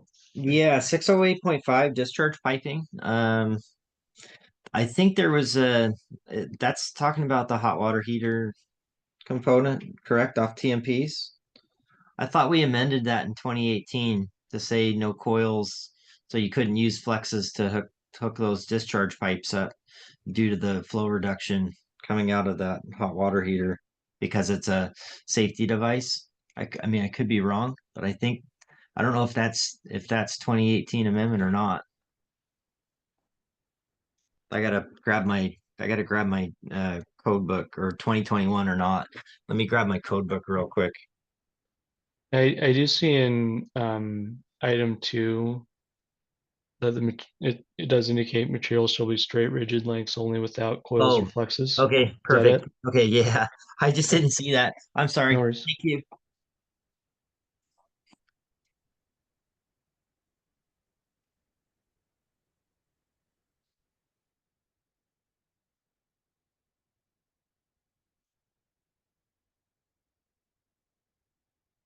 All right. Any other comments for chapter 12? Looks like we got strikeouts for the sprinkler stuff in here. Great.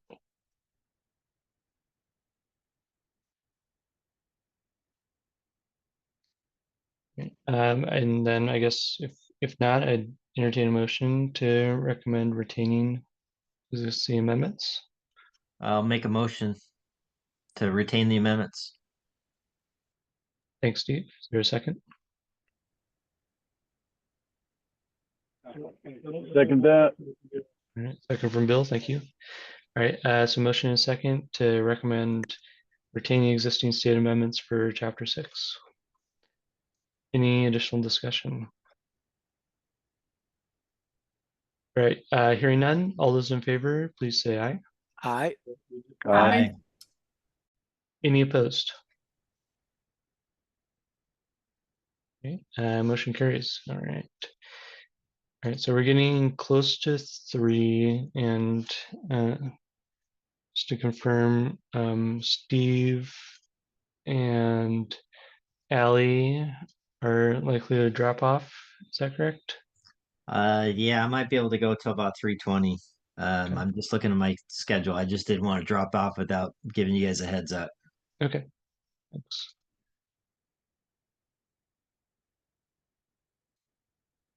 So let's just do a quick count. I think Brandon will still have 7 with that. Is that correct? We'll still have 7 with that. Great. Okay, let's continue on then into chapter 7.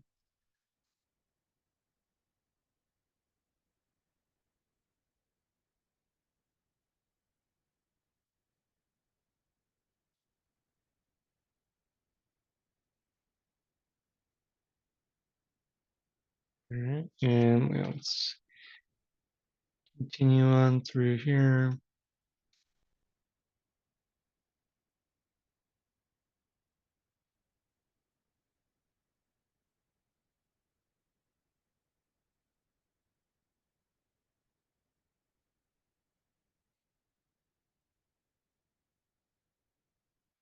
All right, and that is it for chapter 7, it looks like. Mr.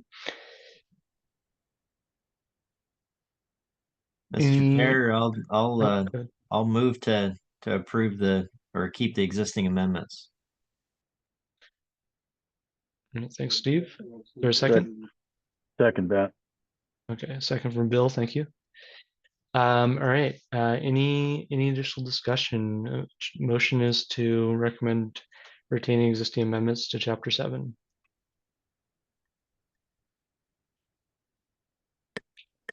All right, hearing none, all those in favor, please say aye. Aye. Aye. Any opposed? All right, motion carries. Let's see, believe we don't have any amendments to chapter 8, is that right? That would be correct.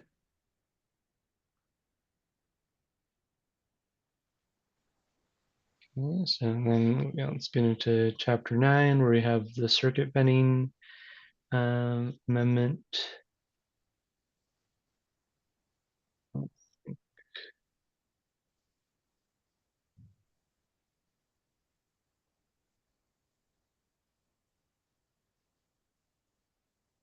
And so this one we had a model code update as well. But I think the model code change was just for that last sentence. Back outlet and wall hung water closets shall connect directly to the horizontal circuit venting drain. And then I think it was noted when we were doing the review last time that some of the state amendment language might need to get updated based on that new exception language in the model code. So I don't know if anyone has a savvy way of indicating that now, or we could continue on with the recommendation to flag it for code change to clean it up.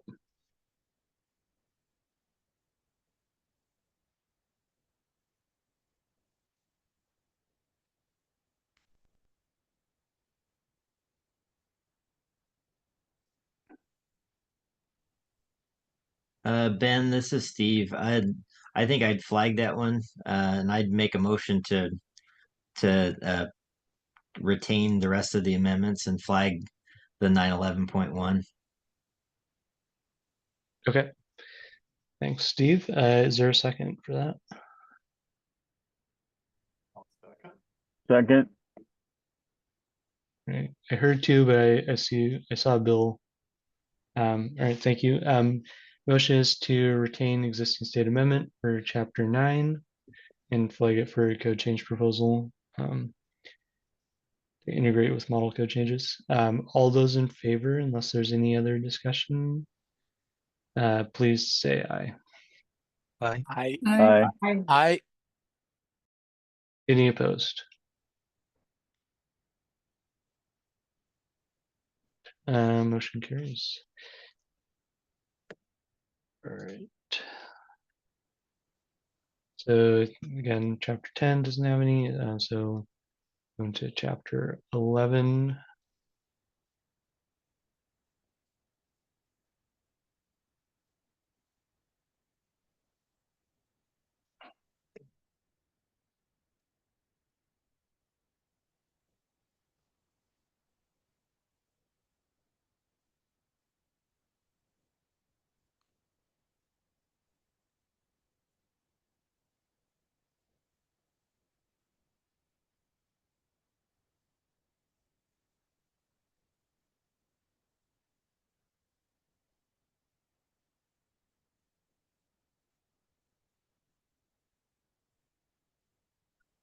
All right. Okay, let's keep scrolling through unless anyone has any items they want to discuss for these first sections.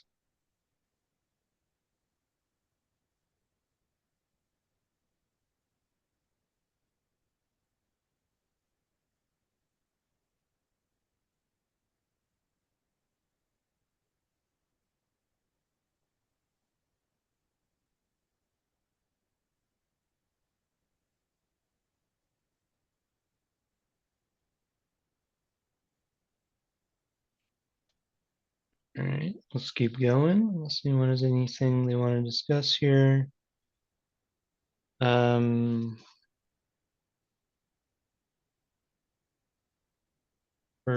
1101.13.1 for rain leader locations. So there's some model code changes, and then last time we had discussed kind of what needs to happen to integrate the existing state amendment language with the model code change.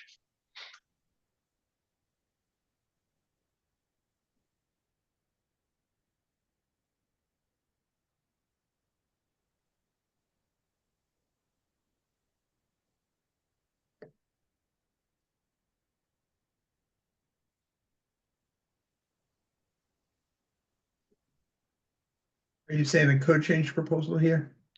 I think that's what we flagged it for last That's what time. we have on significant changes document, yes. Okay.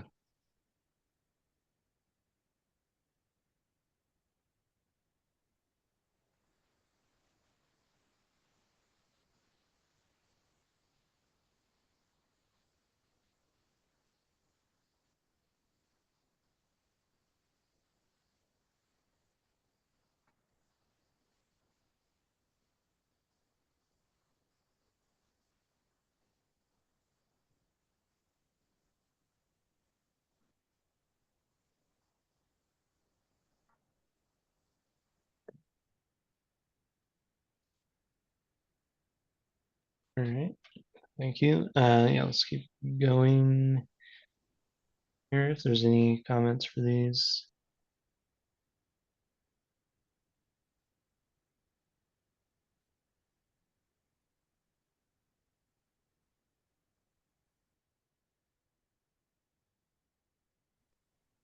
All right, keep going unless there's any comments.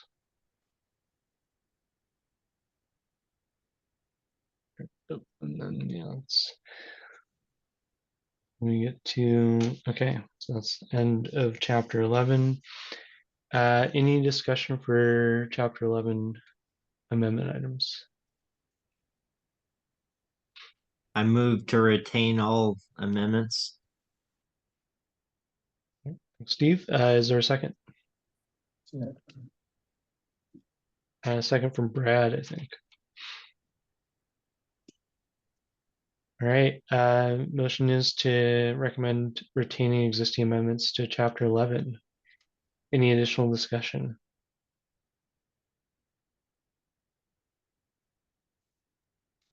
All right, hearing none.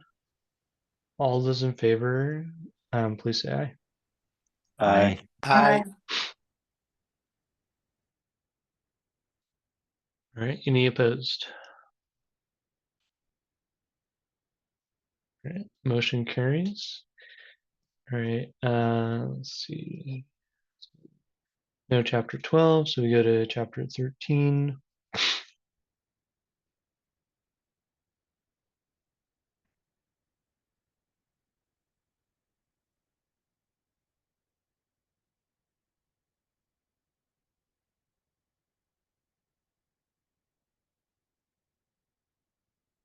All right, we have a couple state amendments here.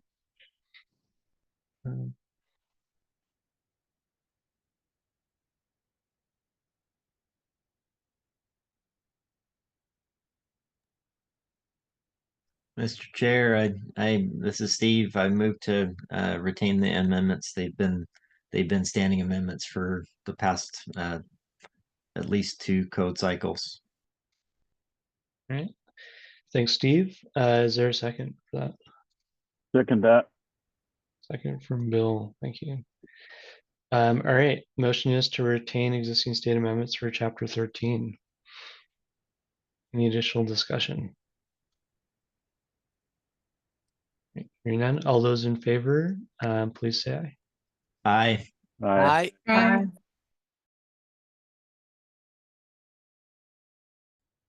All right. Chapter 15.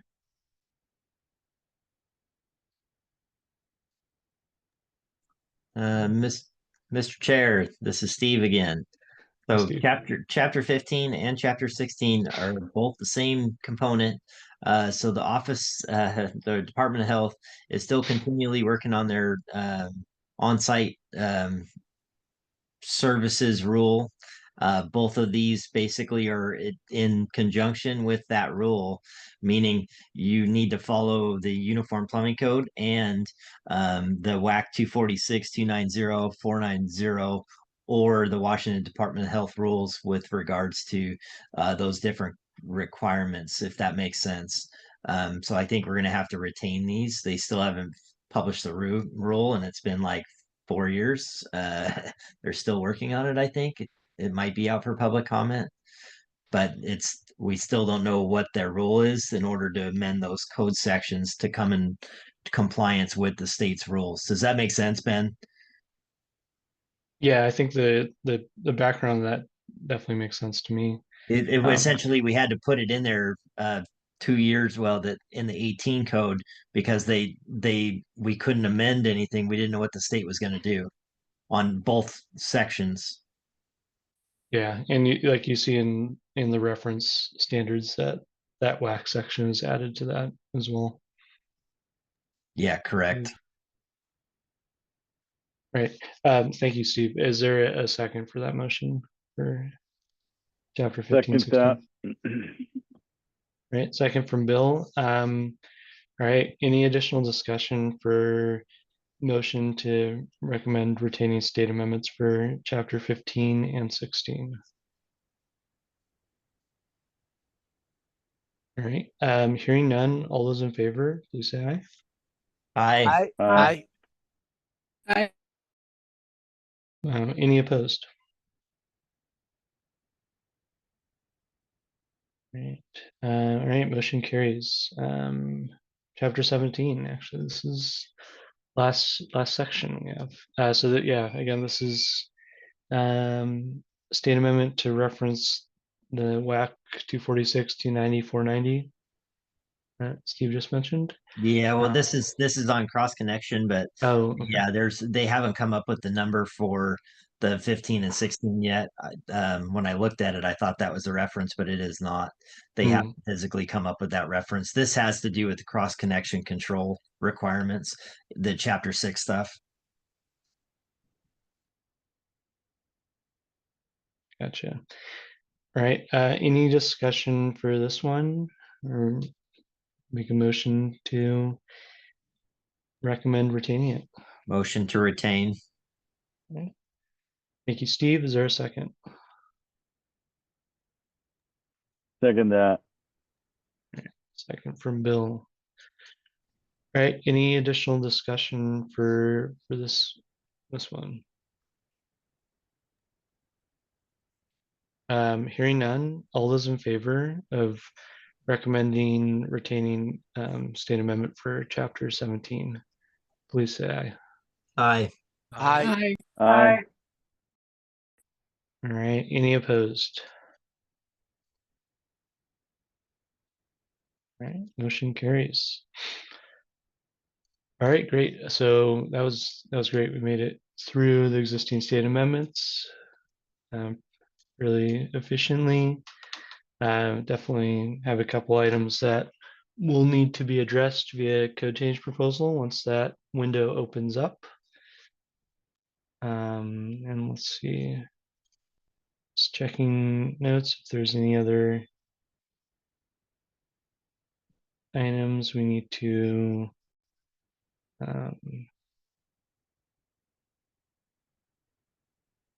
pick up. I don't really see anything, so All right, so for agenda item 6, any other business? Do we have a date yet for the next meeting? So this, I guess, Brandon, if we are complete with our initial review, I would envision the next meeting would be sometime after the code change proposal window gets opened up. The council and the committee may opt to have the tag start reviewing code change proposals ahead of the window closing. So that could be, I don't know, as soon as like early May or something like that, potentially would be my guess right now. Yeah, on that one, we could opt to do the early review once proposals start coming in, just to kind of get a little bit of that discussion under the bridge as we get going there. And I'm currently popping open our uh, proposed schedule at the moment. And so looking at our 2024 schedule, we are anticipating to open the public proposal submission window this Friday, or not this Friday, but April 18th, next Friday. And then the window would close on June 16th for the council meeting, after that being the June 20th. And then that would be when the proposals officially get directed back down to the tag for review and submission of a proposed kind of code package for the council to move towards the CR 102 process. And that's all I got. So I also want to thank everybody for their time, because this was a big lift for you, this group, and it's very important to keep us on the track that we're trying to keep on schedule. So appreciate the effort, guys. Yeah, appreciate everyone's flexibility and trying to wedge in 3 tag meetings in 2 weeks or so. So really great work, everyone. And yeah, I guess, Bill, does that answer your question on kind of what the potential schedule might look like?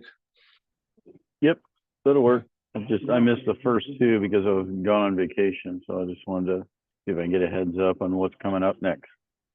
No worries. Yeah, we had to do quite an accelerated initial review for the UPC. So definitely hoping for more lengthy review of code change proposals once we start engaging that.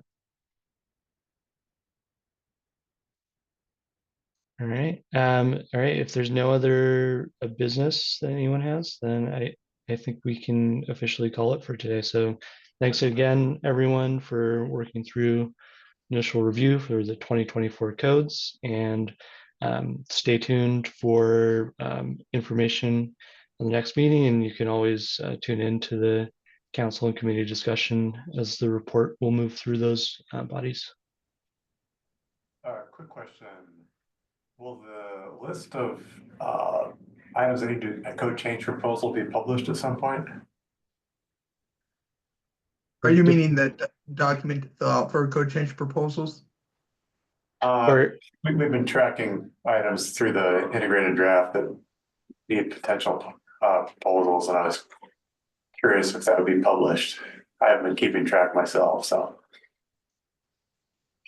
That document should have some notes in it, and as we get ready to approve that, those notes will travel with it. So they should come with a little flag in there somewhere that we're indicating we need a proposal for those. So I'll have to review that with Brandon. I haven't been following super close with the document updates, but yeah, those proposal flags should be coming forward for the public as well. Okay, great. Thank you. And I guess, Dustin and Brandon, the plan is for the report out to the committee and council would be to publish the 2 documents that we've been editing through a review, and were you also any kind of memo or summary report, or is it planning on just those 2 documents? That was the plan for now. We could do a draft summary of what's going on, but For the building code and the fire code, in group one, the reports were put forward on their own merit, saying that we had the tag approval of the content there. We also have seen from the tags memos saying we're moving this report forward, and these are a summarization of the changes there. So I would leave it up to the tag chair if they want to provide a memo to go with them, but I don't think it's necessary. Okay, yeah, and I recall we did I think we did the same thing for the mechanical and fuel gas code as well. And we have then, we have all the ones that were recommended for code change proposal marked in the document. So we'll go through and make sure they're all uniform so that way it's easy to follow. Great. And then Brandon, I am recalling that you did you want to go quickly through the process of code change proposal submission that you mentioned earlier in the meeting? Yes, so we have a code change proposal document on the SBCC site. And I believe I'm trying to pull it up now, and then I will share my screen.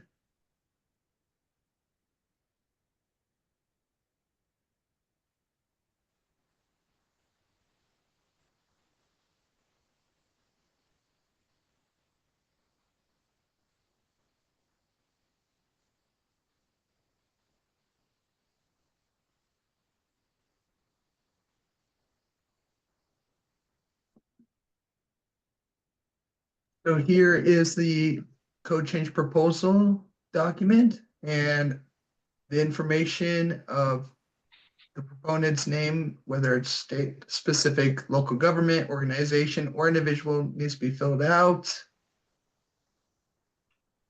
And the document's easy or straightforward to follow along. Your code section, codes, and then the section. Then if your brief description is too long, you're welcome to attach a secondary document to it. Keep the document nice. If not, you can put it right there after briefly explain. Then you have the specific criteria. It's my general understanding that it'll more than likely fall under the critical life safety intent or application of the code. Some can be, that is my understanding from hearing from other staff members, that where the code change proposals typically come from. And then we have some links for instructions, inputs, or life cycle cost. And this section 7 is only needed if there is an economic impact. That is correct.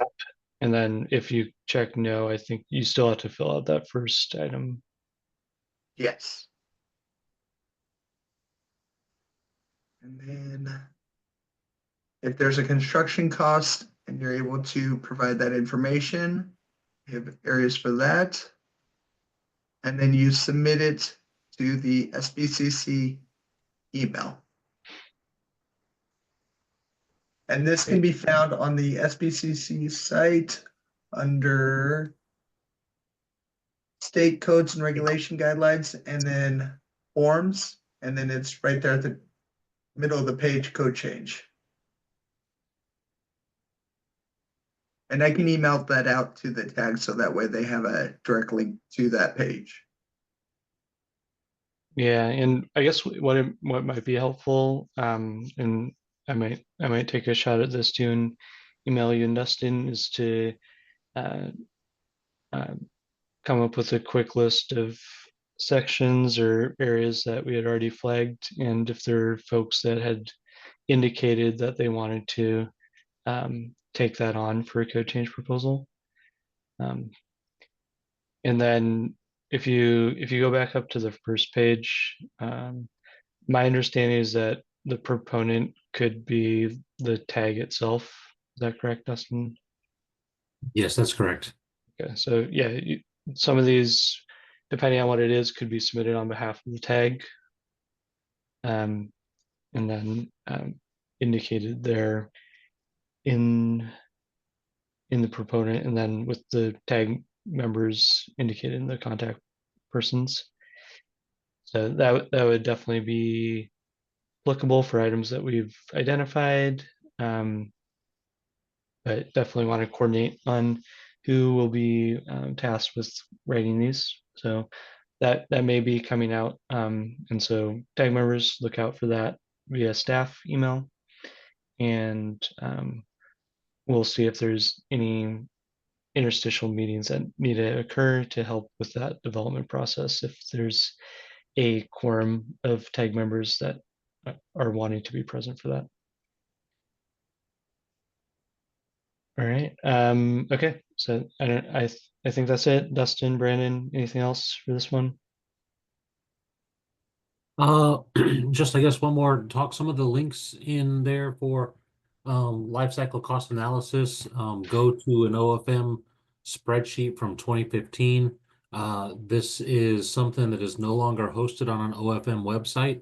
The link is being updated, and so that is if you need the tool, we can provide it. We are planning on posting that to the website, but the link in this form that Brandon emails out today should be fixed as well. But if you have any issues with it, please let us know, and we can make sure you have the tools you need to do some of this work.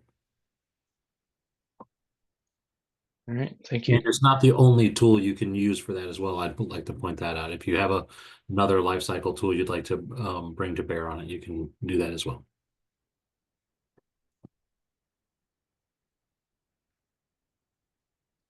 All right, great, thank you. All right, any additional items to discuss for today?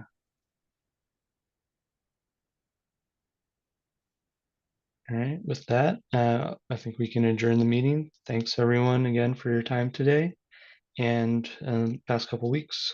Really appreciate it. Thank you. Appreciate it, chair and staff and everybody. All right, thanks everyone. Have a great day. Thank you. Good night.